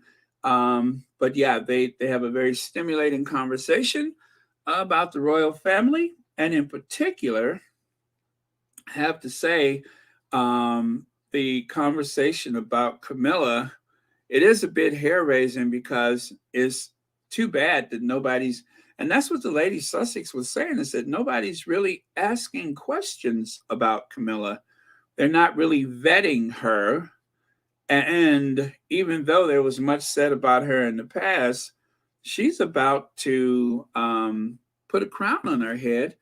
And yet there's not a lot known about her. And maybe you think it's not that relevant, but it really is. And I hope you guys will go over and watch. Oh, let's see. This is the link for Sussex Global. I just replaced it there. So at the top of the chat, you can see the link for Sussex Global UK. And I actually have a membership. The only membership I have to another channel is to Sussex Global UK. So that is the extent of my devotion. And of course, my approval of Ivy is I actually have a membership because, you know, it's like I saw Ivy was doing all this hard work and just wasn't enough people watching the channel. And that always bothers me because this is a lot of work. And Ivy does a lot of research. I mean, the stuff that she says is like you can use it to reference how the royal family has behaved over the years, or you can reference it in your day-to-day life. Now, what can you say about that? That you can actually use it, like recognizing the signs of a true narcissist or a true, what's the other one I'm looking for? Oh, the term whipping boy. That, of course, is what they had planned for Harry so that they could use him and discard him once the Cambridge kids come along. And even that, even though it is the Cambridge kids, you know, we all wish them well because they are children. And of course, we, well, not we, but Ivy had a discussion about that. So all of these things, and I'm just always amazed at the breadth of knowledge that she shares with us. So I would recommend that you like, share, and subscribe. Oh, Tina and Michelle, they haven't been on for some time, you know, unfortunately, but they decided to take step back from their duty to the Sussex squad. But yeah, unfortunately, Tina and Michelle hasn't been on for, oh gosh, it's been almost a year now, right? Almost a year. So that's why I was recommending the other channels. But it's not to say that they won't ever come back. But for now, Tina has some things that she has to focus on. And of course, Michelle is, I think she's working on her PhD. So But yeah, unfortunately, we're not able to have Tina and Michelle right now. But again, if you're interested in that type of format, make sure you check out the Lady Sussex. Oh, thank you, Lydia. It's George and Charles. That is the other people on the panel. So yeah, there's the Lady Sussex, George, and Charles. Yeah, I listened today too, Lydia. They were fantastic as per usual. So very, very good. I always feel like I feel good because it's their format is very spiritual. And also, just like with Ivy, I walk away and I have so much to think about. I have so much to think about and consider. So very fulfilling time. Okay. Well, if there's nothing else, let me see. Perlina and Trina. Oh, there's a Perlina birthday today, huh? Oh, Perlina, happy birthday today. Okay.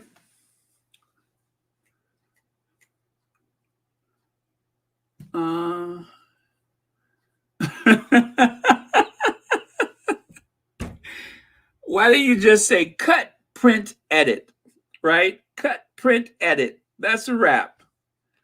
Curtain closed. Okay.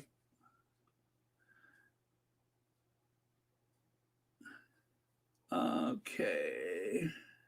All right, you guys, we're good. All right, and I will see you guys. So let's cue the Ginger Avenger, and I will see you guys tomorrow.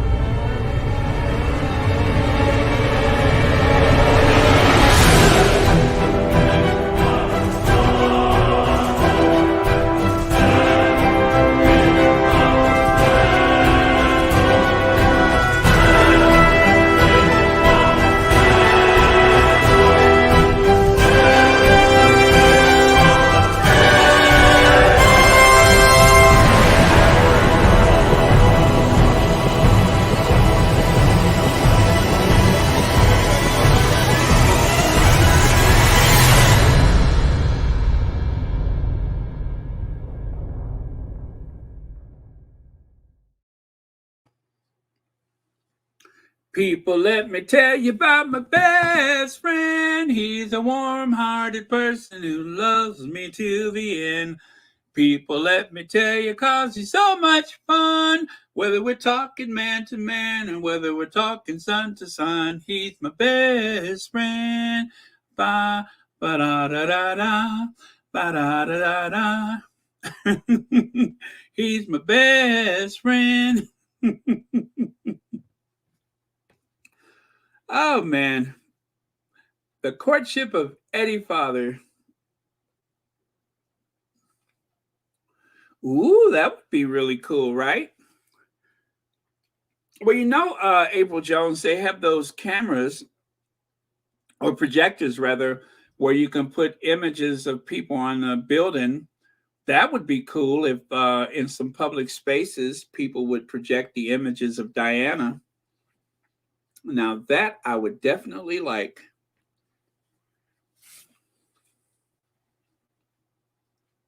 Yep, I would like that.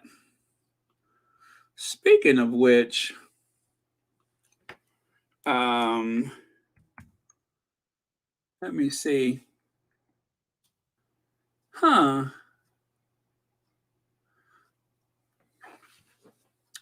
Well, No, not that one.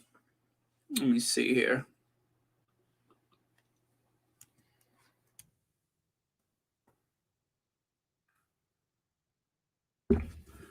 Oh, okay. Maybe I'll do this one. Now, trigger alert, where's Susie Q? Because Susie Q sometimes can get a little overwhelmed with emotion, which is very sweet. I appreciate her being vulnerable with us, but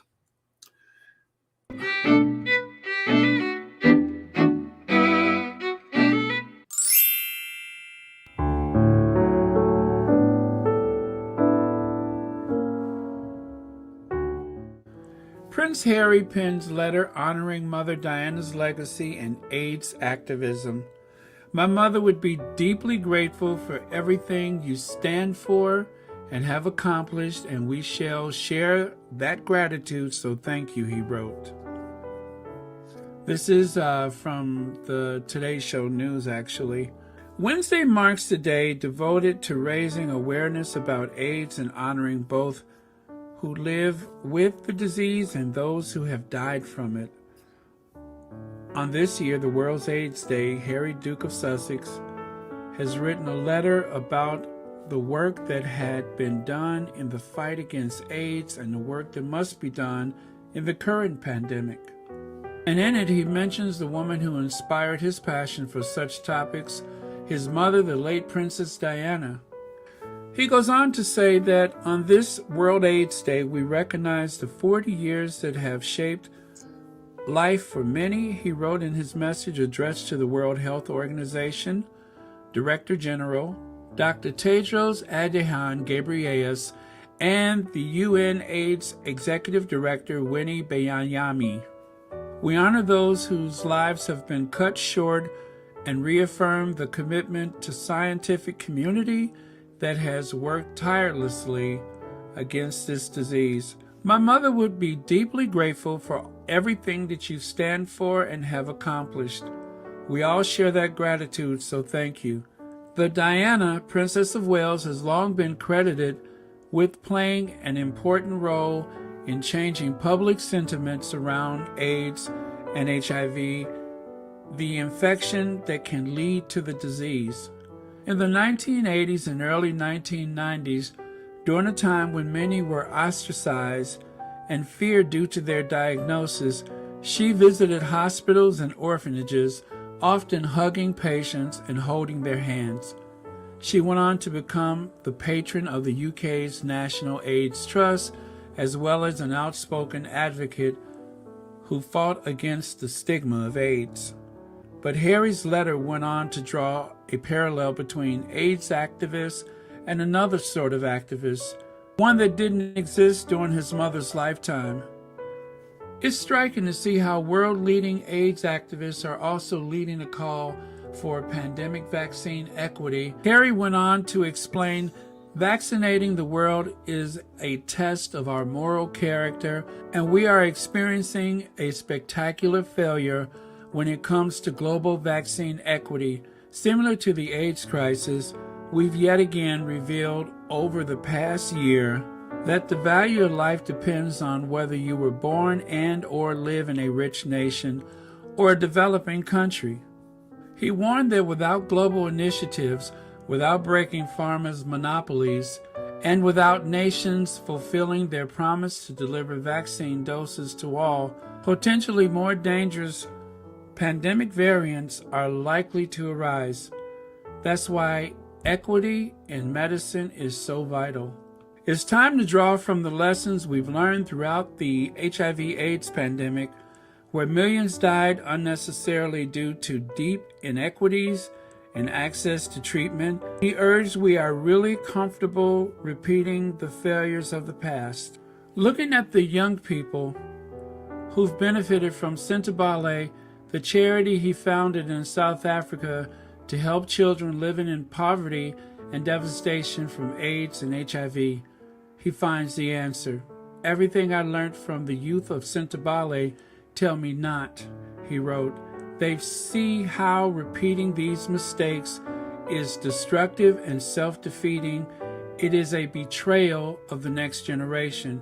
In closing, he adds, let's not spend today celebrating and building on the work of champions who turned what was once a death sentence into a manageable condition. Let's spend tomorrow continuing our efforts to save lives and make a difference.